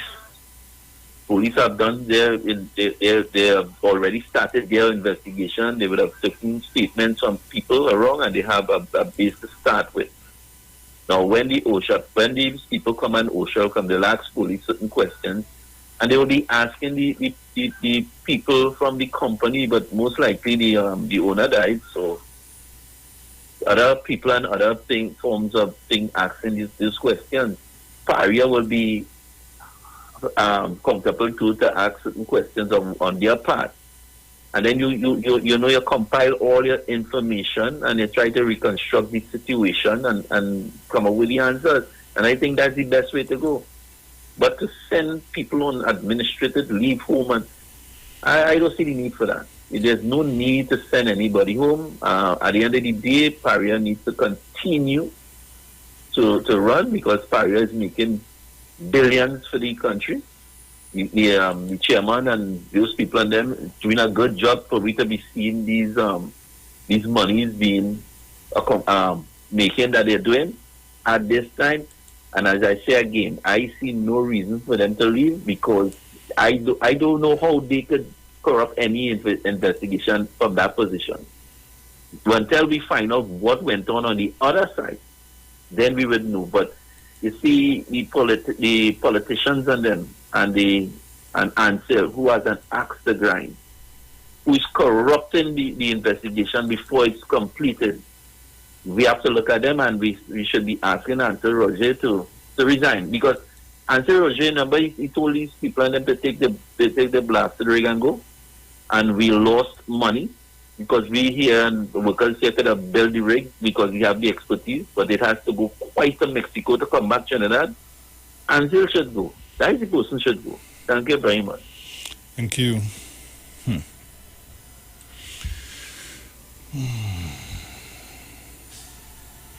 Caller, good morning. Hi, morning. Morning, Dominic. Morning, Jen. Morning. All the listeners and callers on 91.9. Manu, Mr. Chance, Miss Dina, everybody on the Golden Girls. In 2017, Dr. Rowley and the President of Chile, Her Excellency Michelle Bachelet, amongst other things, would have signed a MOU when it comes to to formalize the cooperation and development of intellectual property, right? They said this agreement realizes the importance of intellectual property and its relation to the economic, social, and cultural development of both countries. And the countries will work together to develop cooperation on matters relating to creation, utilization, promotion, protection, and administration of intellectual property rights. So this morning, on the eve of International Women's Day, I want to congratulate the lady from Tobago. It's unfortunate I didn't get her name. She's a seamstress. She would have invented a new instrument that is easy for dressmakers and seamstresses and those who into sewing and all that to use. It's some type of ruler that is collapsible. And I hope that she's able, because of the vision of Dr. Keith Christopher Rowley in the signing of this MOU with intellectual property rights with the President of Chile, that she will be a part of that with getting her invention patent, because I think it has been accepted. I can't remember exactly where, but I want to shout out that anybody who was listening from Tobago knows the lady. They could probably send her name, because it's very important that we quote-unquote big her up, because it's an invention from Trinidad and Tobago. She would have done it in Tobago, and a woman on the eve of International Women's Day. So I hope, because of the vision of Dr. Rowley with signing this MOU with Chile, with the intellectual property rights, that she be a part of all that. And big up to her again. Can't remember the name. You'll reach home safely. Bye. Thank you. Caller, good morning. Hello. Morning, mother. Morning. How are you all? They're cool. How are you doing? Right. I'm good. Morning to everybody. Now, this waterfall, I know in 2010 to 2015 it was raining down the road, you know. So I don't know if the water wasn't there and they were telling us to do no waterfall. Another thing, they're calling to lay the Carrier investigation in Parliament. What is the purpose? Is because when they're in Parliament, they don't support anything in Parliament. They are not the government to bring articles to Parliament. They had the time, and it had plenty that they could bring now from 2010 to 2015. Bring those and lay them, let us see where all the money went and all like that. And I tell you, I believe the contractor for Carrier was my uncle, but he did. I don't want them to call up his name too much, you know. So the point is, another thing I was thinking of, you know, when people die now, there are certain people in this country, Let me give you an incident. I wouldn't be long. Early Wednesday, we came in. I went at $500. I was going up to work and I met my brother. And I stopped. He was opening and started digging trains. I said, boy, I win at $500. If you see we jump up for joy, so glad I win this money. I remember now, this is how these people will jump up when they hear for joy when they hear people die, instead of sympathizing with the family. So I cannot see how they could be in government again, because there isn't anything they could teach young people what to do, what is the right thing. Okay? So let them bring other things in Parliament. Call to other things to go in Parliament, everybody do what they and move on it. Okay, then let them bring the contractor who they want. They're not calling names at all of bringing into the thing. Okay, fine. See you later. Yes, mother. Take care.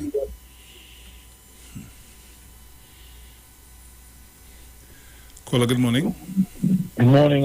This is 91.1. 91.9. 91.9. Yeah. Yeah. My name is Enoch. Yeah.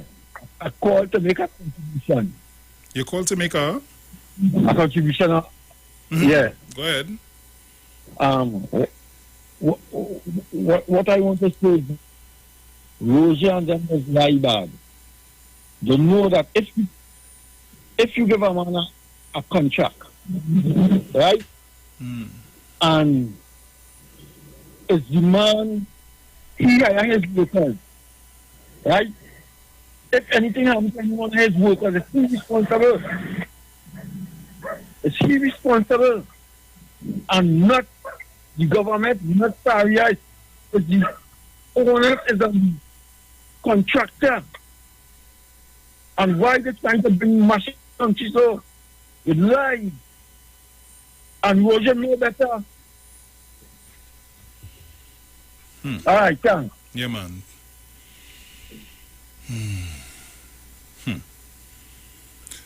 Caller, good morning. Pleasant. Good morning, Bruce. Hey, right morning.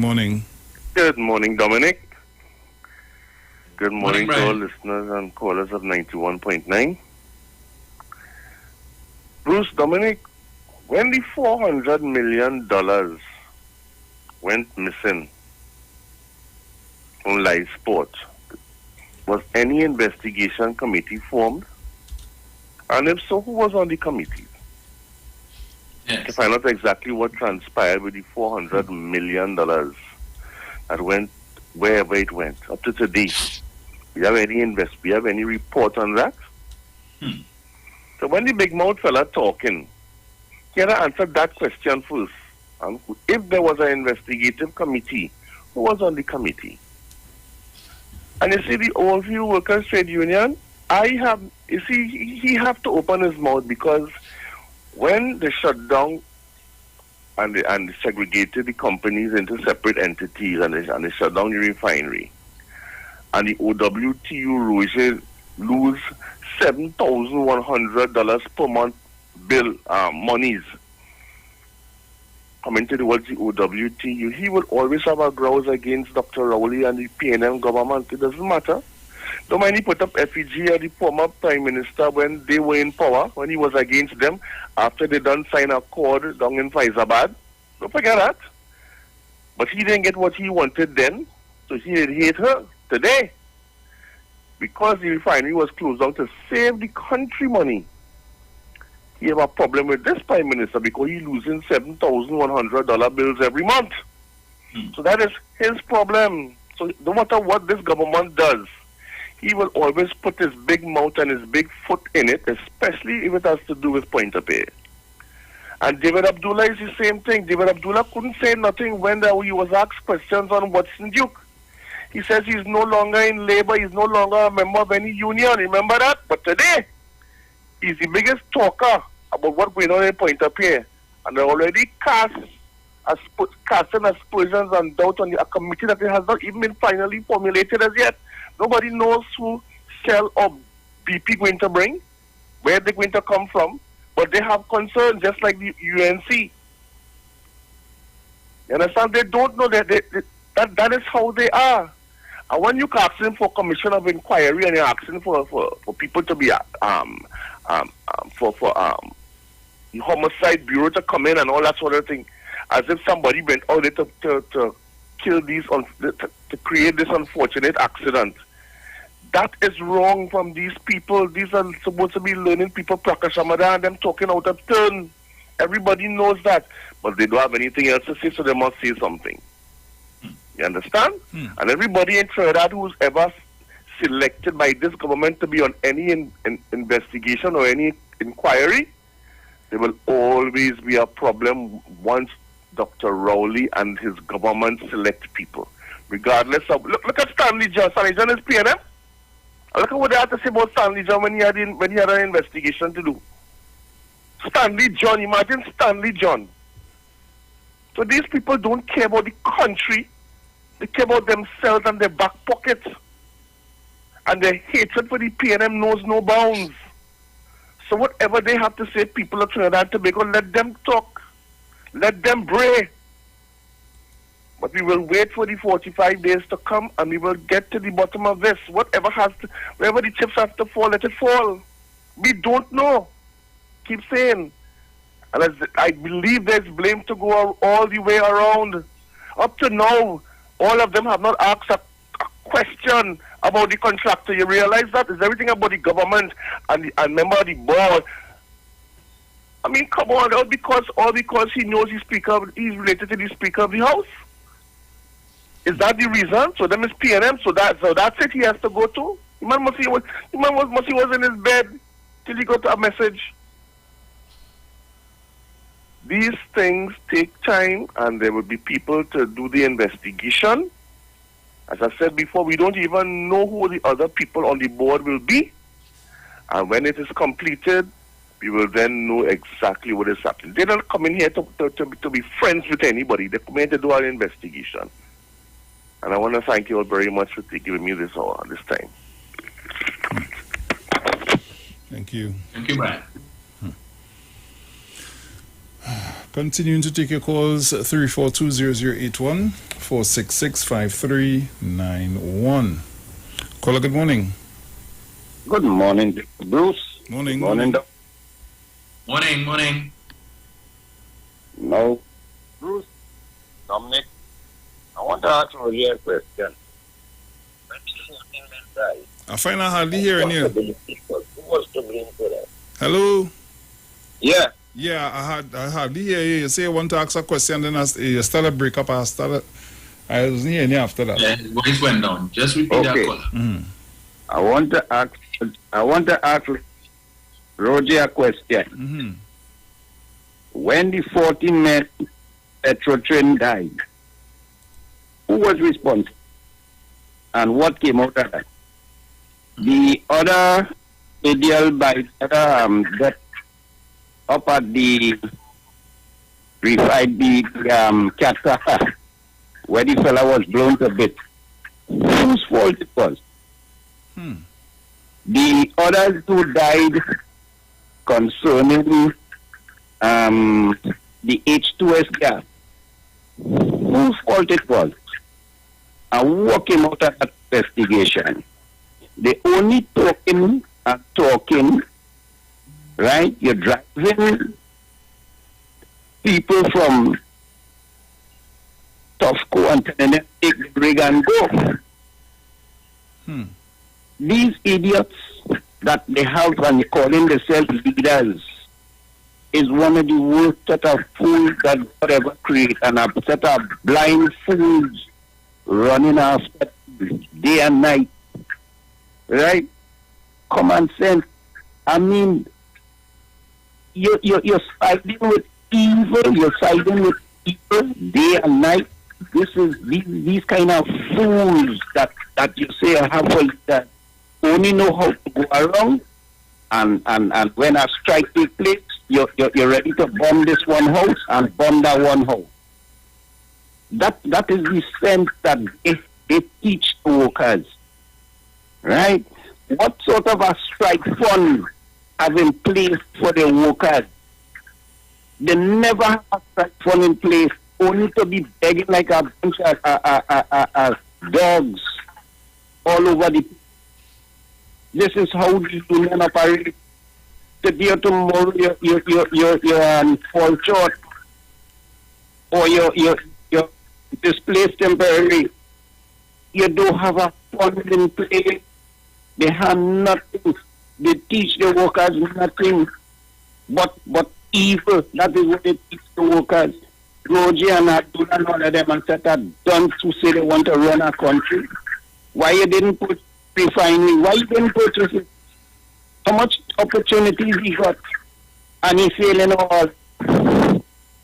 Thank you. Thank you.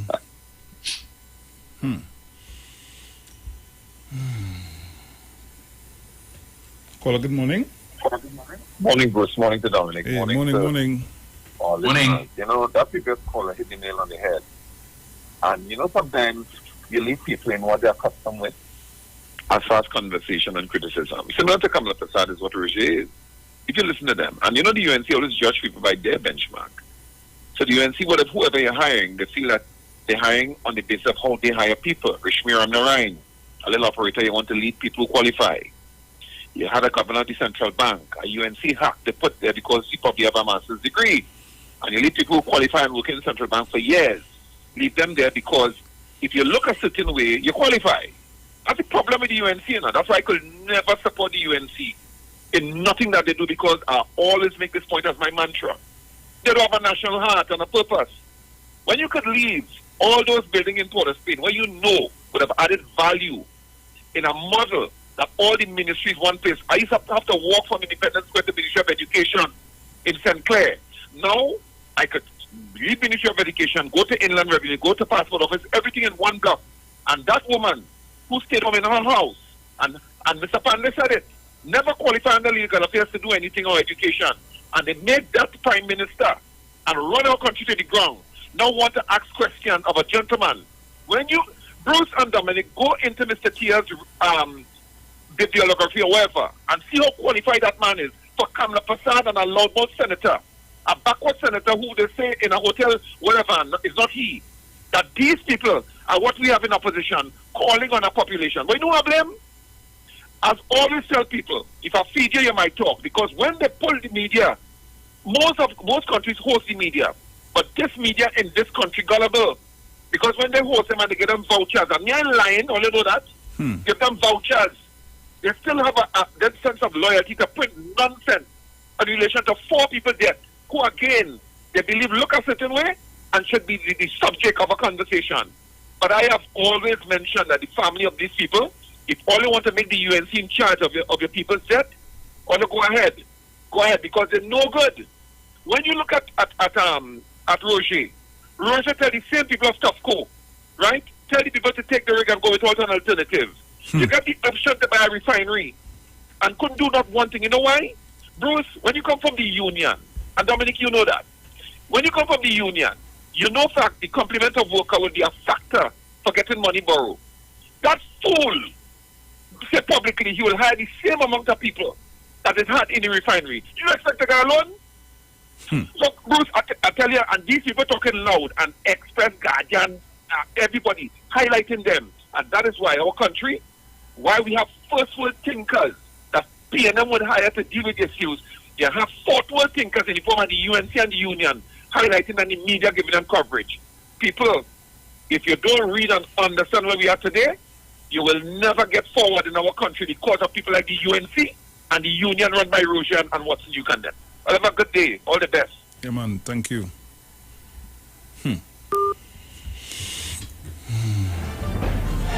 342-0081-4665-391. Call us up. Caller, good morning. Morning again, Bruce. Bruce and Dominic. And Robert. When I listened to the clip that you played a while ago there, and I forget what you mentioned that.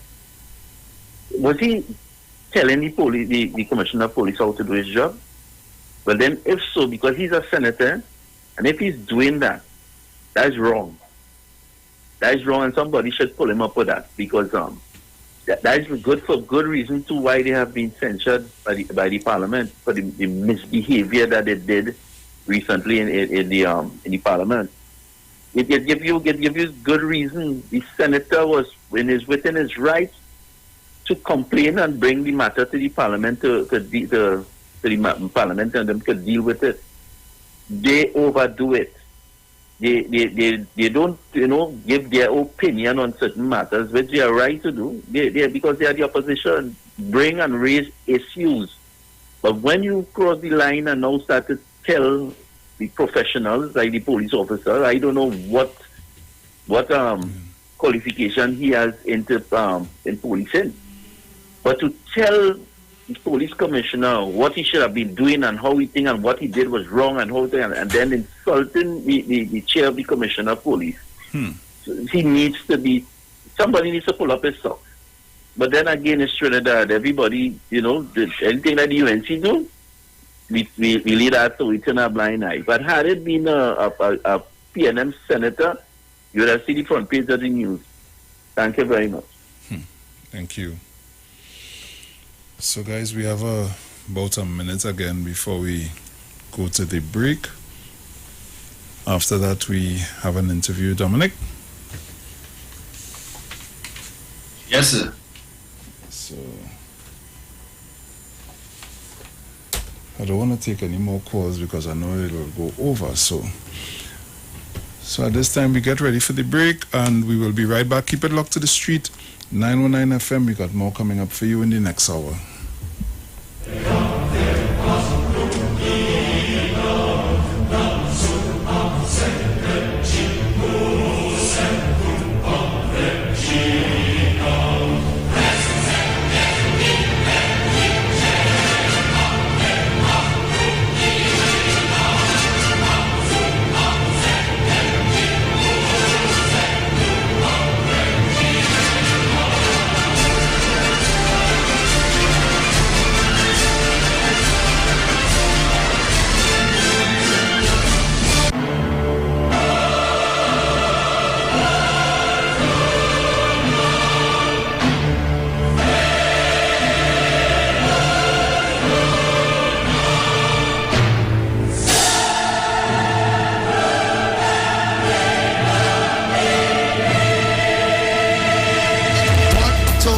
Give me something I need, yeah. You give me something I bleed, yeah. You give me something I crave for. I really wanna feel good now, so let me have my way now. No matter what I believe, cause I'm so invested in you. Cause I really feel a vibe every time I set the light down. And nobody like this man, it's not like this and it's not like you. So, and I'm trying on there. I want everybody from the front to the back, to all the chorus. You ready? Make them all up. Tell them say, no things are over now. No things are over now. Take them all up. No things are over you. You guys special to me. Oh, that's it. Special to me. Oh, special. Very special. Oh, special. Very special. Whoa, whoa. You guys special to me. To me. To me.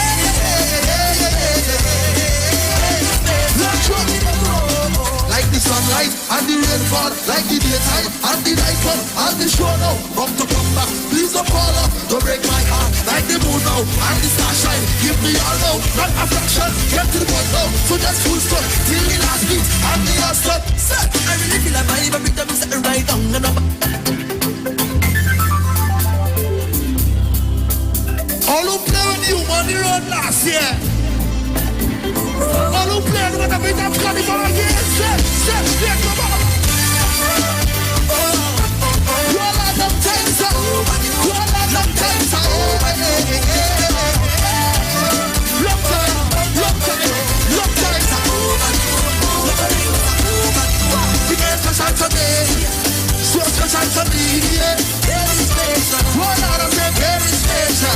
Whoa, you get special to me.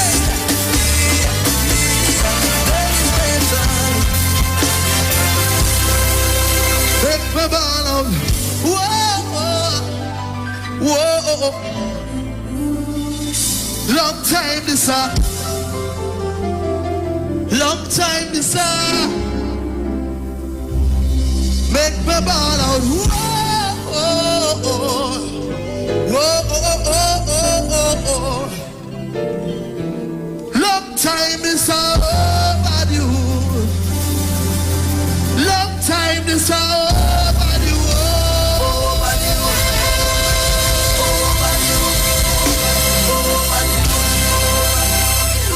Excellent, my name is EA.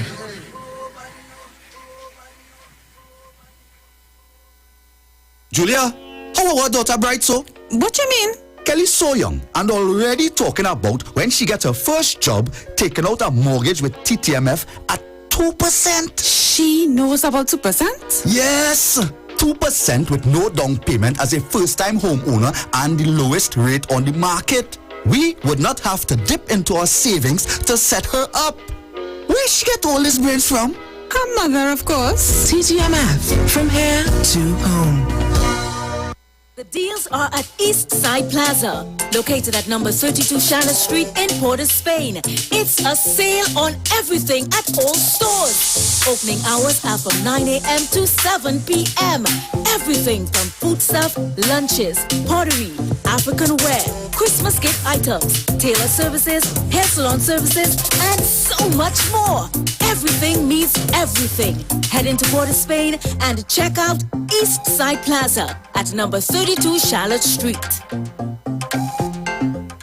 Trini's always celebrated, whether it's big wins for game night, a virtual link up with the whole team. Hello. Hey, what going on? Or the concert of the century. Celebrate the best digital experiences every day with Digicel's 30-day Prime $249 bundle. Get dedicated app data for sports, concerts, music, video calls, and more. Plus 25 gigabytes any use LTE data, 200 anywhere minutes, and free Digicel calls. Dial *323# or visit the My Digicel app to buy. Digicel, better together. Join the winning team with Pastor Alkaline John every Monday from 10:05 a.m. to 11 a.m. and every Wednesday evening from 10 p.m. to 11 p.m. live on the Street 919 FM as he talks about Lviv, the power of 5 fruits, one of the most powerful antioxidant supplements on the market today. The 5 superfruits in Lviv are mangosteen, acai, pomegranate, gogi, and nuni. These fruits have a positive and profound impact on human health, performance, and disease. Listen to Pastor Alkaline John every Tuesday at 9:05 a.m. and Wednesday at 7 p.m. on the Street 919 FM as he gives live testimonials of the Lviv healing powers. To get more information, you can contact Pastor Alkaline John at 516-286-7079, 516-286-7079, or you can visit his webpage at www.alkalinejohn.com. Tune into the Street 919 FM this and every Thursday for the program Conscious Talk, where we are at and where we are going with Steve Antoine as regards to land space for the celebration of Emancipation Day every Thursday from 10:25 a.m. to 10:55 a.m. It's Conscious Talk on the Street 919 FM.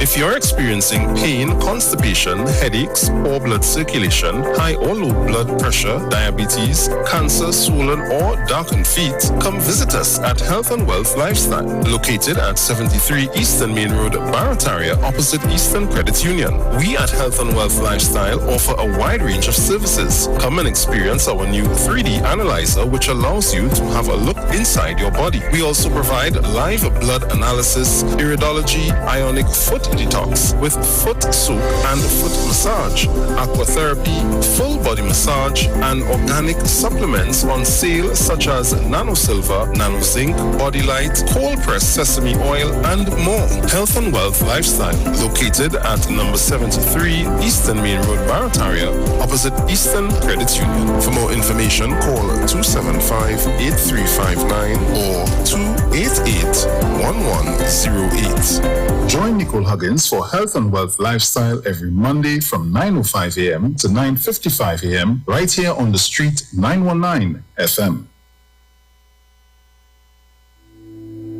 Dr. Livette. Join him right here on your radio every Friday afternoon from 5:05 p.m. to 5:35 p.m. for your dose of the health and wellness in a program that is sure to change your life. Popular for promoting Livette rather than diet, Dr. Livette has transformed a number of lives nationwide and is now live on the Street 919 FM every Friday from 5:05 p.m. Tune in and also learn about the U-Juice to build your immunities and promote overall great health. Dr. Livette on the Street 919 FM this and every Friday from 5:05 p.m. to 5:35 p.m.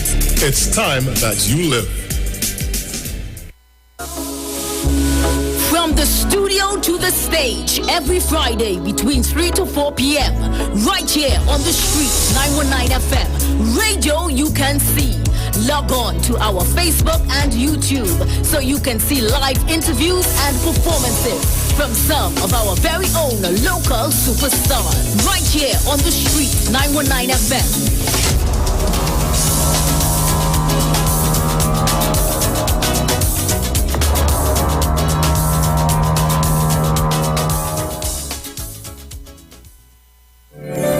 Turn your lights down low and listen to the Master's Radio. The Church of the Firstborn Assembly of number 399 Eastern Main Road, Waiko Sangre Grande, is pleased to present Pastors Morris and Agnes Johnson and guest. Sundays, Tuesdays, and Friday night, Sunday Ministry of Worship, Children Hour and the Word from 1 p.m. to 6 p.m. Tuesdays, see Jesus in every book of the Bible from Genesis to Revelation. Tuesday morning from 9 a.m. to 10 a.m. And Friday night, 9 p.m. to 5 a.m. All night prayer for our nation. Tell your neighbors, tell your friends, tell everyone. For further information, visit with us at www.churchofthefirstbornassembly.org or on Facebook. Email us at church668hope@gmail.com or call us at 753-1113 or 236-7271. Your free gifts and offerings will be greatly appreciated at Church of the Firstborn Assembly, account number 795222 at the First Citizens Bank. Get in touch with God. Turn your radio on. This is the Street 919 FM COVID-19 updates. In case you missed it, the latest COVID positive cases in TNT as of March 6, 2022 stands at new positive cases 437, total active cases 22,258, total recovered patients 104,483, total positive cases for COVID-19 as of March 2020 to present 130,400. Follow the Ministry of Health COVID-19 protocols. Wear your mask, sanitize, social distance, and avoid gatherings. A message from the Street 919 FM. Share the live. Share the live. The Street 919 FM on Facebook and Instagram. Share the live. Iowa George on Instagram. Share the live. Iowa TV and Street TV on YouTube. Share the live. The Street 919 FM. Yo, this is your boy Ziggy Rankin, and right now you're listening to the Titans of Democracy. You don't know. Real talk.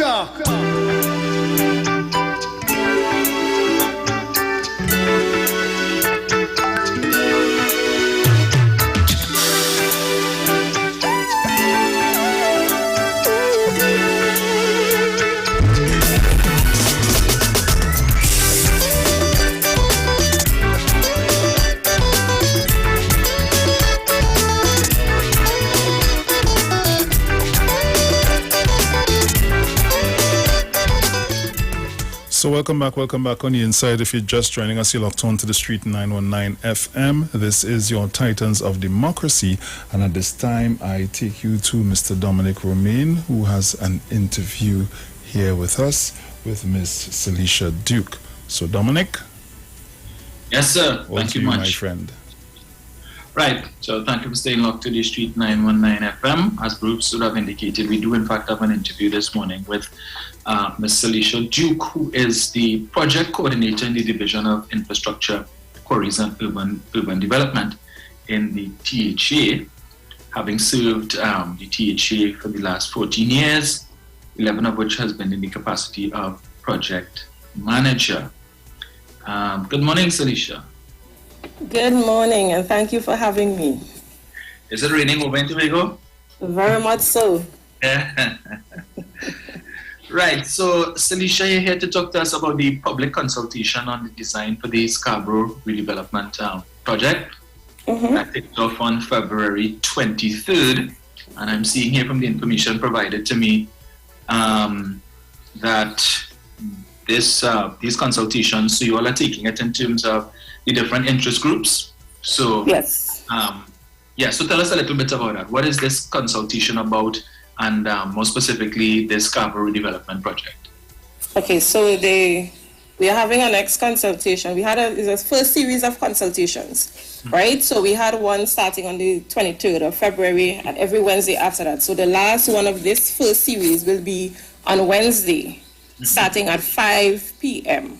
And the interest group for this would be the landowners, residents of Scarborough, the general public, right? So Scarborough, we would say Scarborough is a product of neglect and decay. It is not where it should be, right? We are seeing a lot of poorly maintained and dilapidated infrastructure. We have the utility lines hanging, poorly maintained. We have the transportation network system. It needs to be reorganized. We have a port in Scarborough that needs redevelopment and stuff like that. So we are here to the Executive Council of the Tobago Self-Assembly. They made the Scarborough redevelopment one of their priority projects, right? And what we did a conceptual design to present to the people. And we are saying this is what we are thinking Scarborough should look like, but we want to hear from you. We want you to say to us what you want your Scarborough to look like, so we can marry the two ideas together. Yeah? Yes. So what does the conceptual design that has been presented so far, what does that look like? Are we seeing a Scarborough that is going to resemble Port of Spain with high-rise buildings and so on, and or are we going to see something that is a little more Tobago-like? So it's a mix of two, because we want to also maintain the true character of Tobago, right? So there will be some high-rise building. We are talking about, we're doing a transportation hub, and that would be some stories up. We're doing a parkade. We want to redevelop the port system to allow for more than 2 cruise ship at any time, and it must not affect our domestic ferries. And we also want to do an industrial port, if it is possible. Right? We also want to do a governmental campus to bring back people into the city, into Scarborough. We're looking at doing some residential units, right? So we're making it a greater Scarborough, extending it. So do some development units, and we are looking at the possibility of 290 units. We're developing the waterfront as well. And that's our proposal. We're not sure if Tobagonians would want that, but this is what we are giving Tobagonians. This is what we are proposing. Tobagonians would tell us, well, I'm not too sure if that would make sense there, but we could look at it. Right. Yeah? So based on the consultations that you all have had so far, what has been the response? It's very interesting. We have positive feedbacks. A lot of questions will be asked because, some of the Tobagonians, they are here long before us. So they would say, you can't put a cruise ship there because we'll have a reef there. So it's very interesting, very informative. A lot of good information is coming out from the consultations. And this is what we really want. We want people to give us the feedback. So when we finalize the design, it would be a design that everybody participated in. Right. And have you had buy-in from the business community with respect to Right. this? So the first consultation was with the business sector. Right. Right. And then the second one was dealt with the tourism sector. And this one with the landowners and residents of Scarborough. Okay. And the general public too. The general public will be part of it. So we really want everybody to be part of the whole. So once you are part of something, then you will take pride in keeping it together and in implementing it, and it wouldn't be a fuss. We want everyone to buy into it. Right. Right. So based on what is currently envisaged, do you anticipate that there will be the need for the acquisition of any properties in Scarborough now to facilitate this new project? It may require some acquisition, but we are doing some reclamation of lands. Right. The seafront, so it wouldn't require much acquisition. And if that is to happen, then we would go through the proper process to do it. And it wouldn't be a situation where the landowners would feel cheated or not part of or not knowing.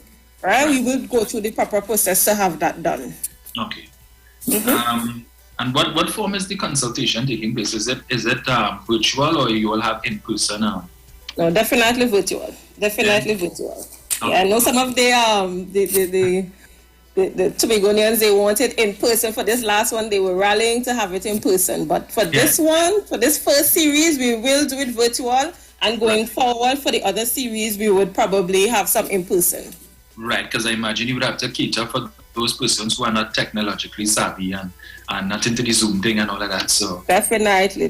But with the virtual, you were able to reach the Tobagonians in the wider diaspora. Right. Excellent. Excellent. Yeah. And what are some of the benefits that you anticipate this project could bring once it comes on stream? Well, it would increase some level of vibrancy in Scarborough. We could see the redevelopment of the port would bring some level of economic activity in Scarborough. The quality of the standards of the aesthetics in Scarborough would improve better functionality of Scarborough.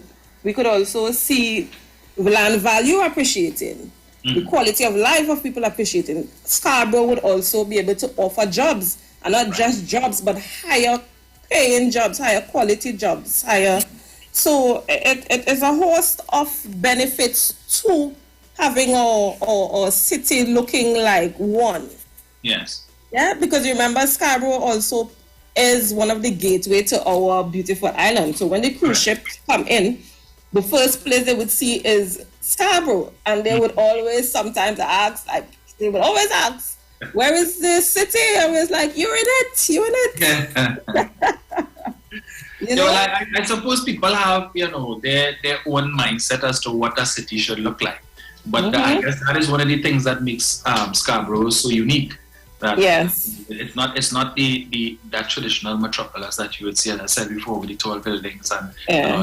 But I mean, I suppose you all can incorporate that. So I look forward to seeing what the final design would look like. But speaking of final design, I would imagine that would inform what the budget would be for such a project. Yeah. Exactly. So how would that be financed? Is it through allocations to the THA, or would there be some involvement from central government with respect to that? So I am not sure about how it will be financed. I suspect that it will be a mixture of private investors and from allocation from the central government. Right. But I'll leave that for the Executive Council to decide how they are financing the project. But I know for sure the final design would inform the cost. Okay. Once we have a final design, and we can be able to put a cost into it, it will then be presented to the Executive Council. And they would then decide how are they going to finance it, even how are they going to implement the project. If it's a phase basis, how are they going to do it? So, the final design will inform all of that. Right. So you also have a timeline as to a completion date that you have in mind as to when for the design? Yeah. Well, the entire project, is it how long you all anticipate it would take before we can see this new Scarborough? Well, we can't give a timeline as yet until we have the design. So with the design, we would definitely have to do a lot of studies.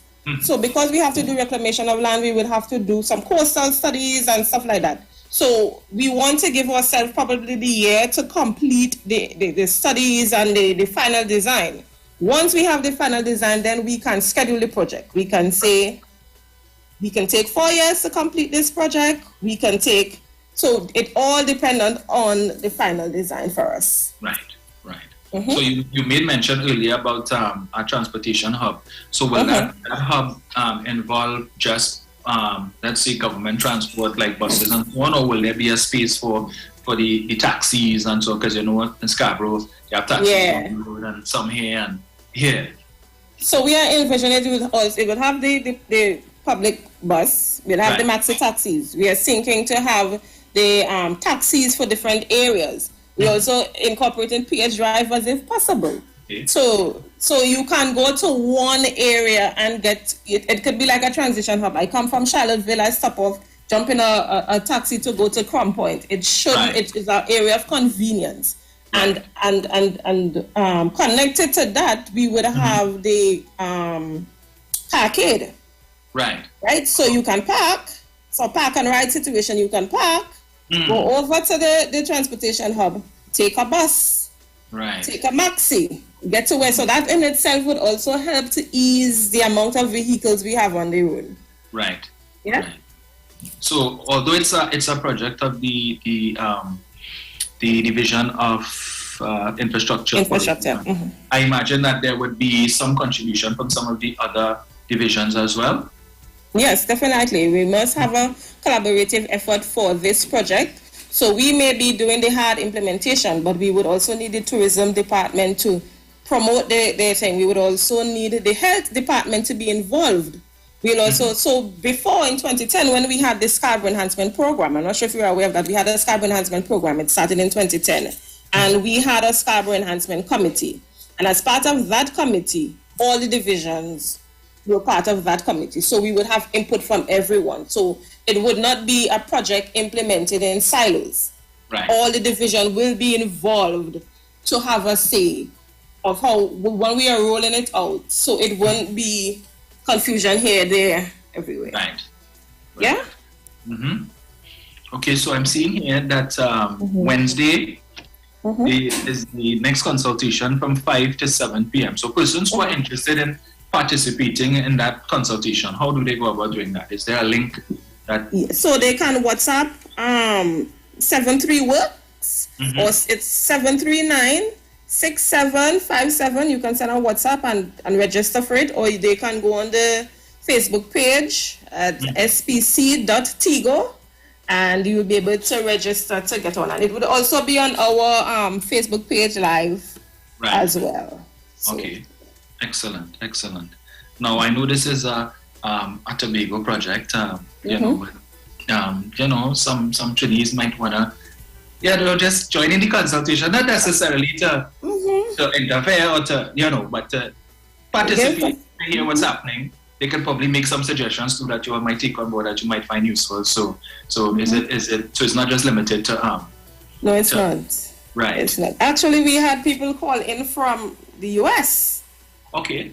Call in from the US and give suggestions. We had urban planners coming in and giving suggestions. So come in and give your suggestions, and we are here for all suggestions. We are here to take on everything, so that would be able to, we would have a comprehensive final product to present, because now we would have taken in the opinion and the suggestion of all, and we could come back to the public and say, this is what we came up with from the suggestion. And it may not be, everyone may not be happy, but most of us should be happy. Yeah. Right. So you mentioned that, so once that first round of consultations is complete, so Wednesday would be the last one for the first phase. What happens next? So then you all, based on the information that you would have collated from those, you all would then go and do some new designs and so on, and then... Right, so we would based on the information received, then we would go back to the design to make changes. Also, we would have to do the necessary studies, because some of the responses would, the port shouldn't be there, Remember, you have artifacts on the seabed. How are we treating with it? So the necessary studies and the semantics would be worked out. Right. Then it would inform the design. So our lead is architect Joshua Stewart. He would then work with us for us to finalize the design. Then we would come back and see. Right. This is. Mm-hmm. Yeah.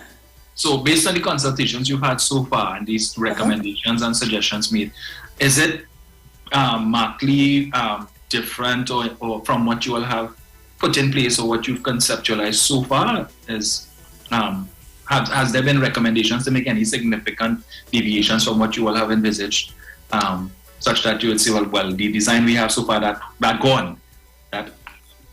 No, actually, no. Most of the thing they were informing us of. If we are doing reclamation, we have to remember we have reefs underground at the sea. Maybe we should instead of turning the piers one direction, maybe we should consider turning it another direction. But to say to change an entire element from the project, we did not get that. Okay. But we're not sure, the consultations are not over, so we're not sure how Wednesday will be. Yes. Yeah. But also, do you envisage that when this project is complete, would it have an impact on commercial activities outside of Scarborough? Because like how you have the Lowlands Mall and so on, based on what facilities you have in Scarborough, is it that you think people would more gravitate to Scarborough than go to those businesses outside of Scarborough? I don't want to think so. I don't, and you see, the project is supposed to be connected. It's a connection from the whole southwest area should be connected. So it wouldn't be we're improving this business sector to kill a business sector elsewhere, but it's just to improve our Scarborough and bring back some level of business in Scarborough because it's really, really fading. Right. Yeah? Yeah. People may be able to have two branches, one at the Lowlands Mall and have something in Scarborough. There's that. Yeah. Yes. More opportunities as well. More opportunities. Yeah. And do you all intend to include like office space for perhaps THA divisions and so on? Yeah, so we're having a government campus, what we call the Civic Center area. Yeah, so we were thinking of the design has a campus that would be able to house maybe 2 or 3 of the divisions in Scarborough. Right. That in itself would bring back people into Scarborough. So at any one time, we may have 3,000 workers in Scarborough. Now that's foot traffic in Scarborough. That is that in itself would create commercial activities. I buy a pie here. I go and buy shoes there. Now everybody in Scarborough. So so, and that is one thing that on the government side we can control. Bringing the offices to Scarborough, we could bring that level of footfall or people in the city to help generate some level of vibrancy or So Scarborough then would truly be living up to the name of city. Yeah. City, yes. We're going for city status. Well, I mean, it sounds very promising, and I'm sure a lot of people who are listening are looking forward to see what the final designs are going to look like. Certainly, So Tobago, Scarborough certainly is on the way to, development.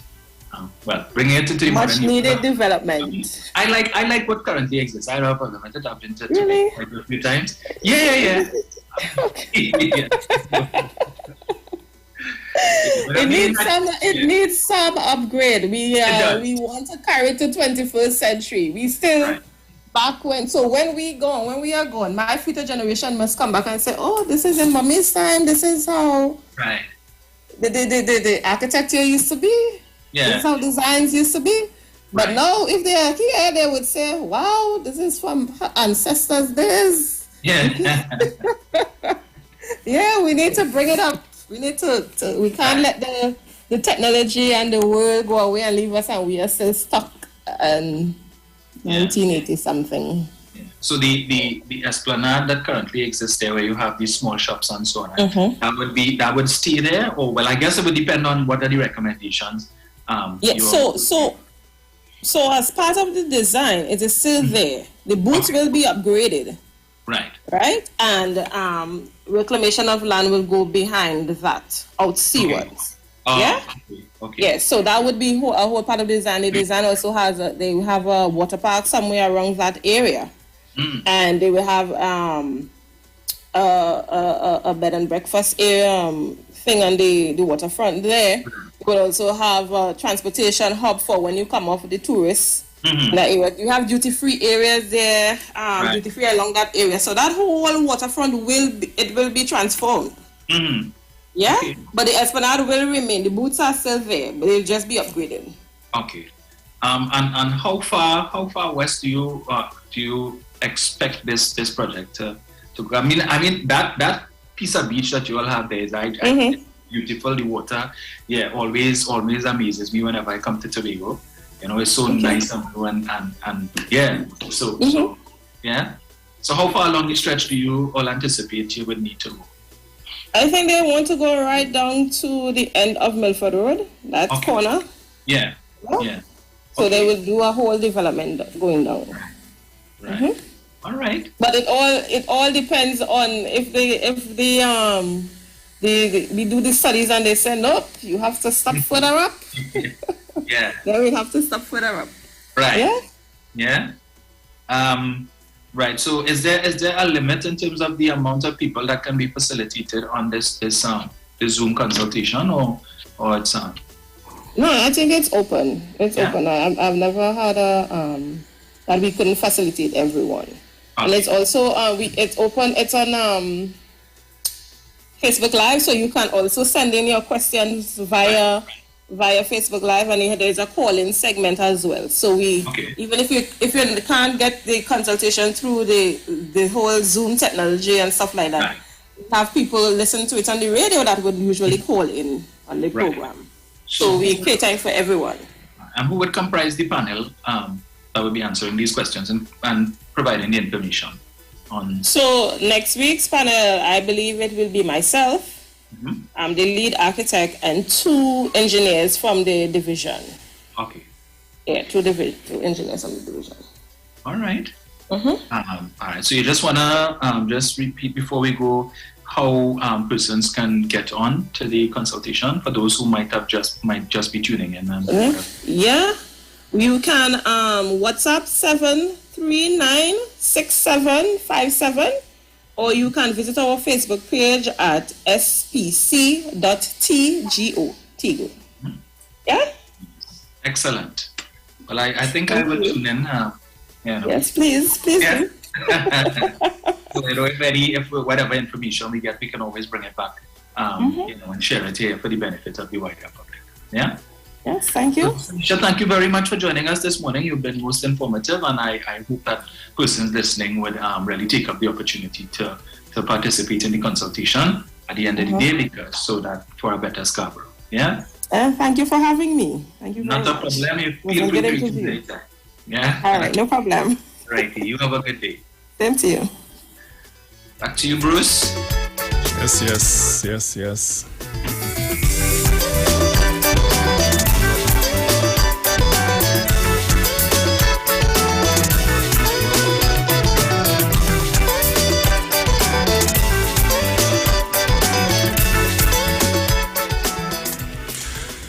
Yes, Dominic. So I just have a bit of information before we continue.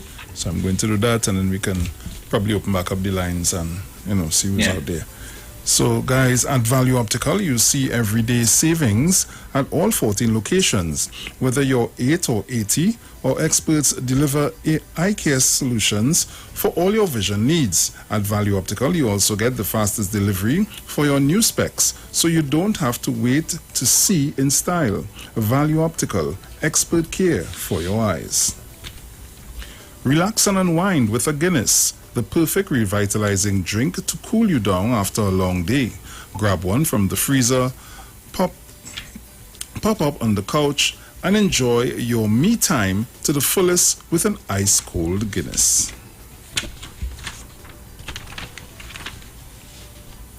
Shop now at New City Mall and check out our premium selection of high-quality clothing and accessories for men and women. Save on all items with competitive prices and courteous service throughout the entire mall. New City Mall is located in the heart of Port of Spain with entrances on 3 Charlotte Street and 41 Independence Square. New City Mall. Like us on Facebook, follow us on Instagram. Our opening hours are from 9 a.m. to 7 p.m. daily. Join Pastor Kelvin Harry Narayan and friends for the Way, the Truth, the Life radio program, Radio Ministry, a Church of Life ministry, live on the street 909 FM every Sunday from 6:05 p.m. to 7 p.m. For further information, you can contact 686-3845 or 349-5178 or 342-7303. Join Dr. Livette right here on the street 909 FM every Friday afternoon from 5:05 p.m. to 5:35 p.m. for your dose of health and wellness in a program that's sure to change your life. Popular for promoting Livette rather than diet, Dr. Livette has transformed a number of lives nationwide. Tune in and also learn about the U-Juice to build your immunities and promote overall great health. Dr. Livette on the street 909 FM every Friday from 5:05 p.m. to 5:35 p.m. It's time that you live. For more information, you can call 638-9437. And the deals are at Eastside Plaza, located at number 32 Charlotte Street in Port of Spain. It's a sale on everything at all stores at Eastside Plaza, and everything means everything. Head into Port of Spain and check out Eastside Plaza, number 32 Charlotte Street. And tune into the Street 919 FM every Thursday from 10:05 a.m. to 10:20 a.m. for the program Straight and Narrow, The Way of Life. The health store being brought to you by Mrs. Harleen Collins Mohammed. For more information, you can check us out on Facebook or Instagram at Straight and Narrow or visit our website at www.opulence.com/ArleneForLife. You can also call or WhatsApp us at 309-4697 or 620-9379.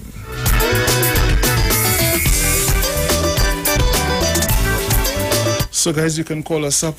The lines are now open, 342-0081 and 466-5391. Remember, you're locked on to the street 919 FM. This is the Titans of Democracy. Caller, good morning. Hey, morning, Bruce boy. I am late. Dominic. Morning, sir. Morning, Big Bruce. Oi, yes, man. Commercials coming, man. That's good for business, man. Happy to see that, man. Well, Dominic, I just want to say, boy, you see that whole thing with Paria and them divers, brother, as I say, it's all politics. Everything will takes its course. Nobody going to resign away until the investigation is concluded. All that is politics in this pelt and mud. And people are to be aware. Dominic, we had $138 a barrel of oil, and gas prices is following very fast as well. Yeah, well, your partner, Mariano Brown, so cold water on me, saying there's no benefits to begin.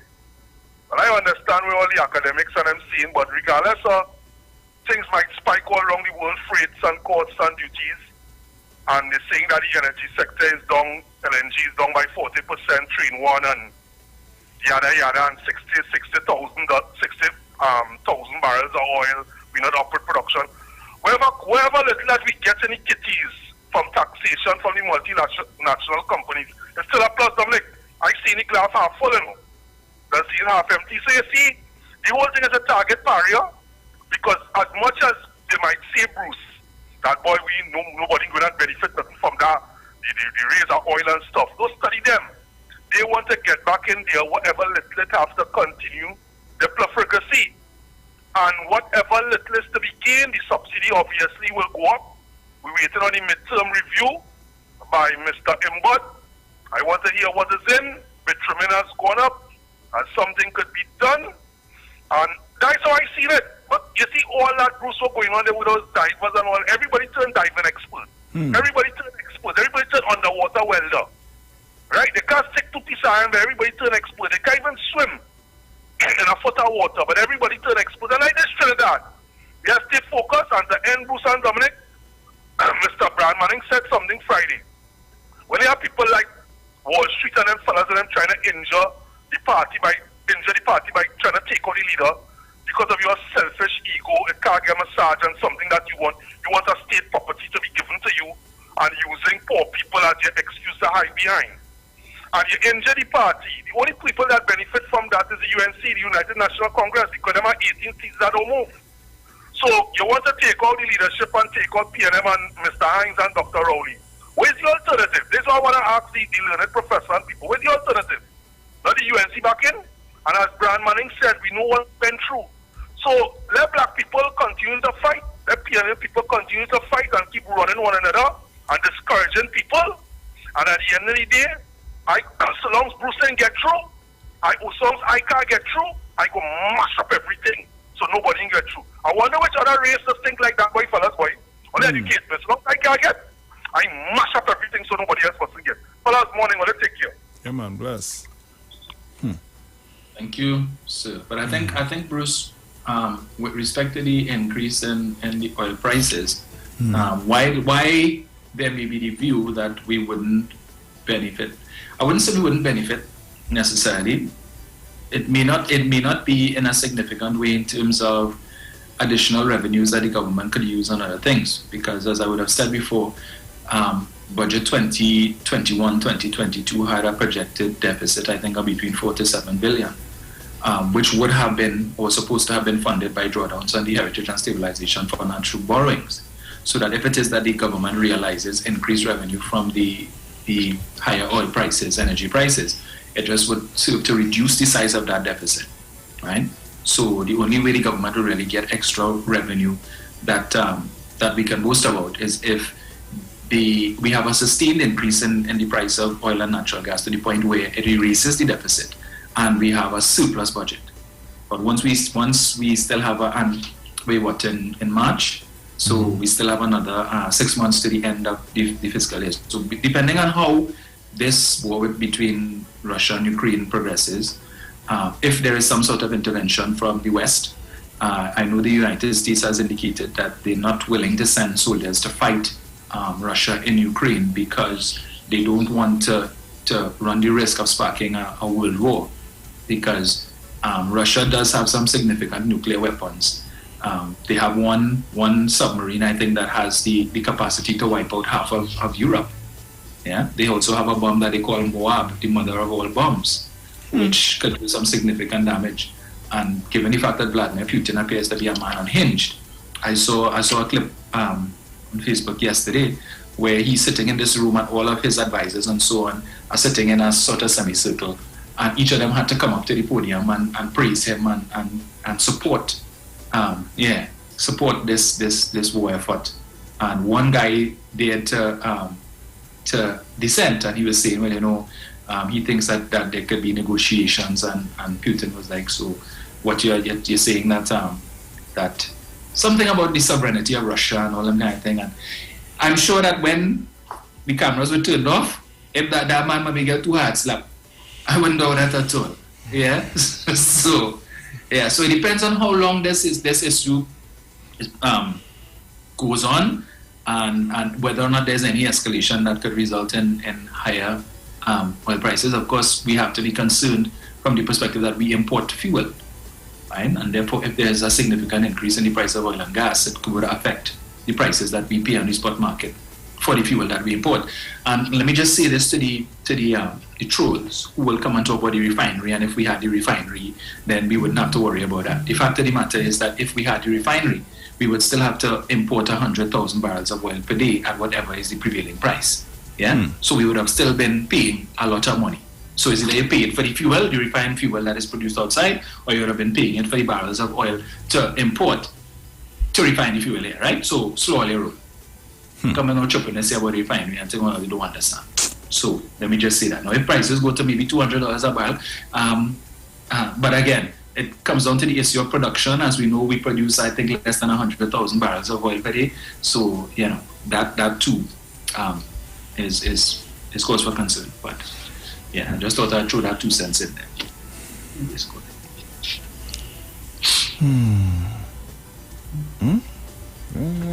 Take a call here. Caller, good morning. Good morning, Brucey. Morning. Good morning, Dominic. How you doing? We good, we good. Good. I understand America talking to Venezuela, you know. So if America talking to Venezuela and we get oil from there, I don't think oil will remain at any high price, you know. Dominic, I really want to hear you talk about that. Okay, I heard it on the news last night that they're talking to Venezuela. So, and you know the oil cheap there. So I would like you to talk about that, please. Okay, darling, bye-bye. Bye-bye, take care.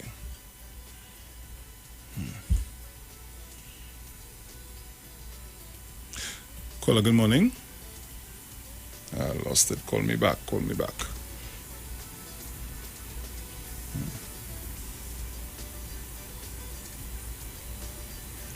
Caller, good morning. Hey, good morning, Dominic. Good morning, Bruce Wayne. Morning. Hello? Yeah, morning, sir. Listening to the conversation there. Looking at the situation, this prior situation, I think this thing set up a kind of precedent because they might have a personal kind of industries. I am thinking, right?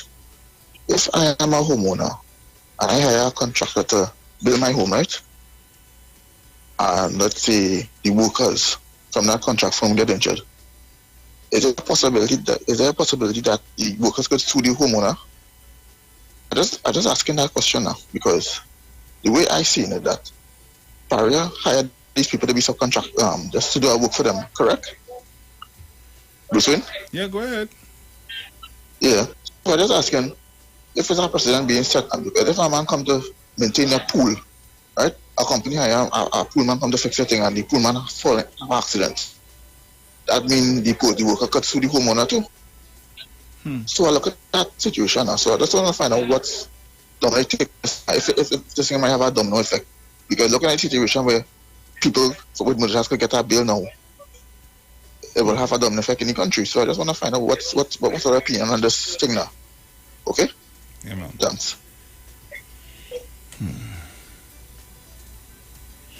Caller, good morning. Hi, morning.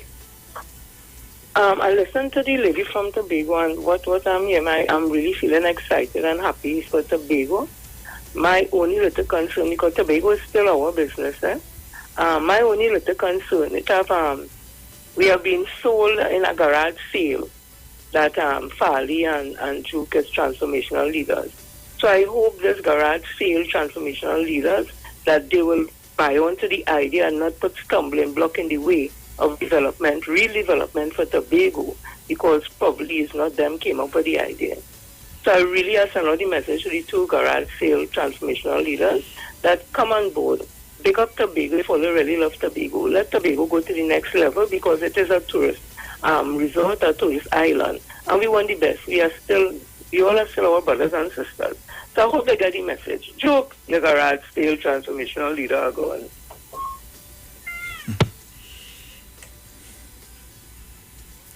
Caller, good morning. A blessed morning to you, Mr. Bruce the Boss Wayne. Morning. Ms. Sharon Felix, all loyal listeners and callers, all who are on the live. Dominic, you're so correct. We're not even producing 100,000 barrels a day. But you know, the opposition and all of them jumping about on the price of the oil, and its production is the name of the game. Yeah. In the 60s and the 70s, our production were in the 200,000 barrels a day range. You was showing you. And from that, we reached down to whatever number we are right now. And as workers we're dealing with, look at the union. They don't want to buy the refinery. You know, they used to build one rig to bring out 1 barrel of oil. They used to put their head together to even build 2 rigs. If you have a shame you, 2 heads are better than 1 to get more production from the oil sector. But it's behind the government. And I want to tell people this. The price that they are on oil right now is for April deliveries. if you understand what I'm saying, Dominic, you could explain it also. What they are negotiating for this month is for deliveries next month. And so it goes. So the money doesn't come in the coffers in the same month. It comes the next month. Thank you very much, Dominic and Bruce. Thank you. Thank you, sir.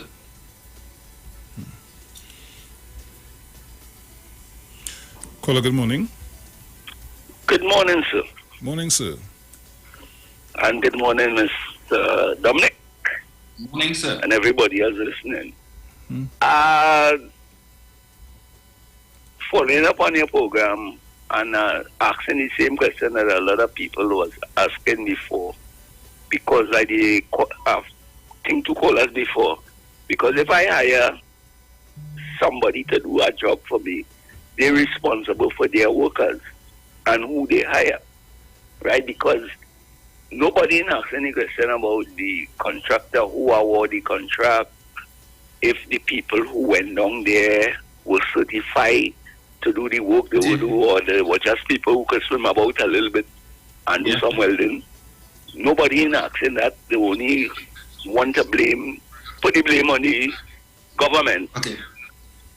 Or that. I have we up to now don't know if these divers were certified, qualified to do the work that they were going to do, because that is a very dangerous job. And then they went down without the lines, the lifelines.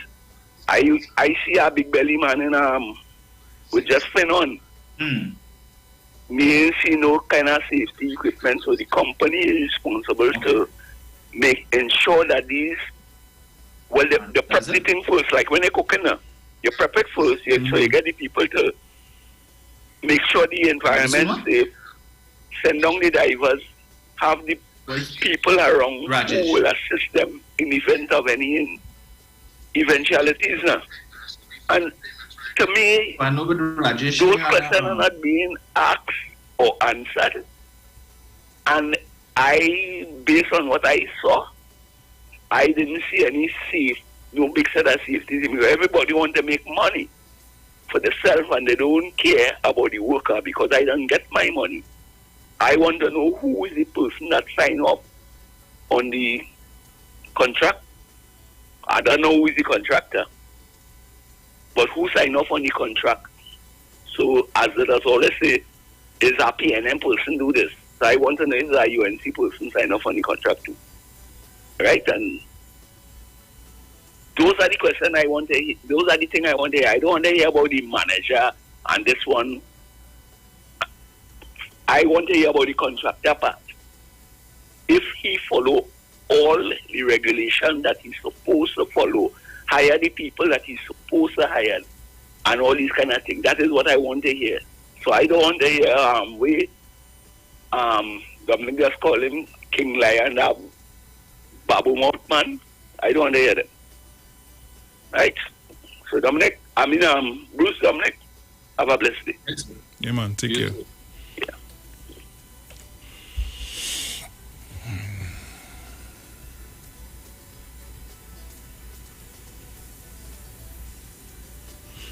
Caller, good morning. Hi, morning, Dominic again. Morning. I really enjoyed that interview. It's a big one. I really will follow and they mind it and be outside of the UNC, the responsible people that Tobago feel that they elect and buy into things so we could add, value to even their term in office. Yes, I believe that even though I hire a contractor, Dominic, vicarious, I think if it comes like the police do something wrong, they sue the commissioner of police and probably the attorney general. So even though you're a contractor, the person hiring the contractor has to ensure that all the prerequisites to carry on the work, they have to ensure that they can do it. As when people doing litigation, they will include both or probably one, which is the major company. So the major company can absolve themselves.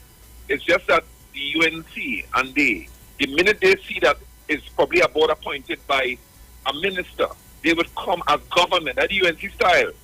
So they don't inform the people of anything, They just create confusion where people are going to lose focus. So I'll go back to the people who lost their loved ones that don't listen to the UNC. I think Prakash Ramadas probably get verbs and so on. But once you see government, all of them get life, because they feel they make themselves viable for governance.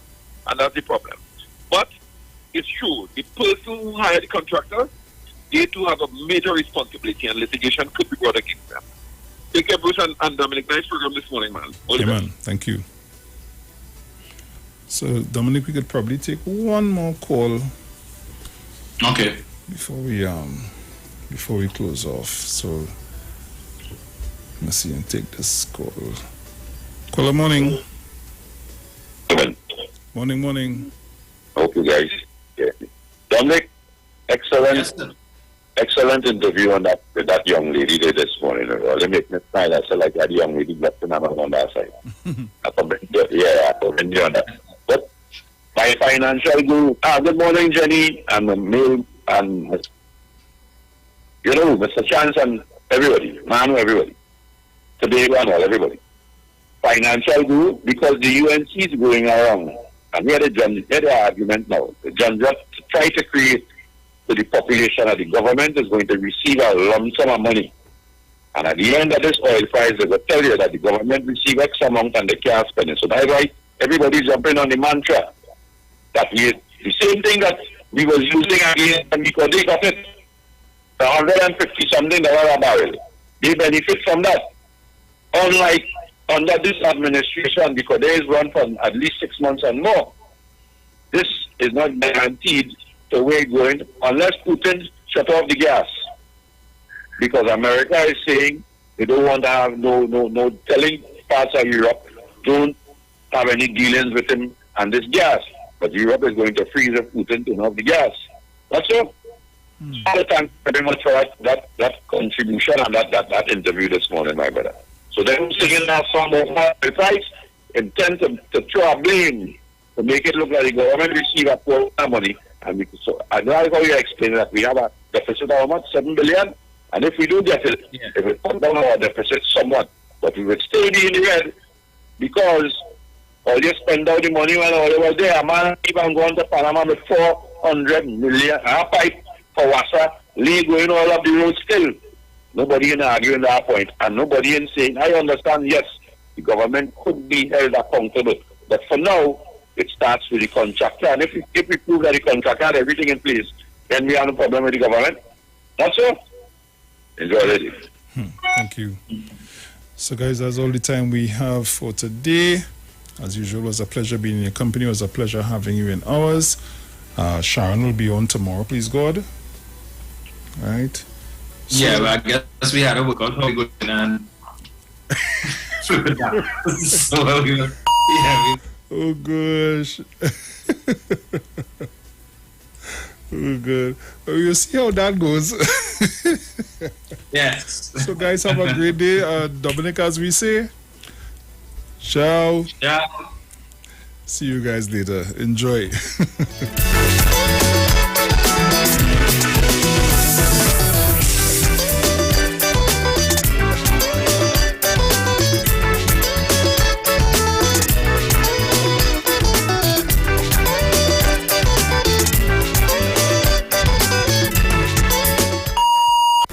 Expressed are not necessarily the views of the management of the Street 919 FM. You see, when I come to party, I don't want to hear about nobody business, boy. Security, put the mark on them, how the party, put the mark on them, put the mark on them, how the party. I ain't come for that. Talking about people business in I ain't come for that. Boy, move from here with your bad man. I ain't come for that. Talking about people business in that. I ain't come for that. Boy, move from here, give me a chance. Me and my little pussy, come here to bust a line. You come talking up in my ass, talking real out the time. Nobody want you around, yeah.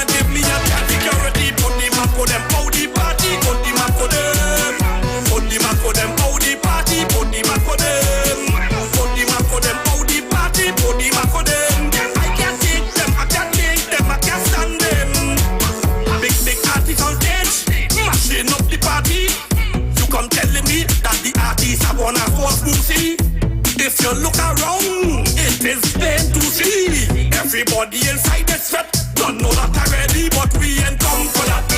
Talking about people business and set. I ain't come for that. Move from here, boy, with your bad girl.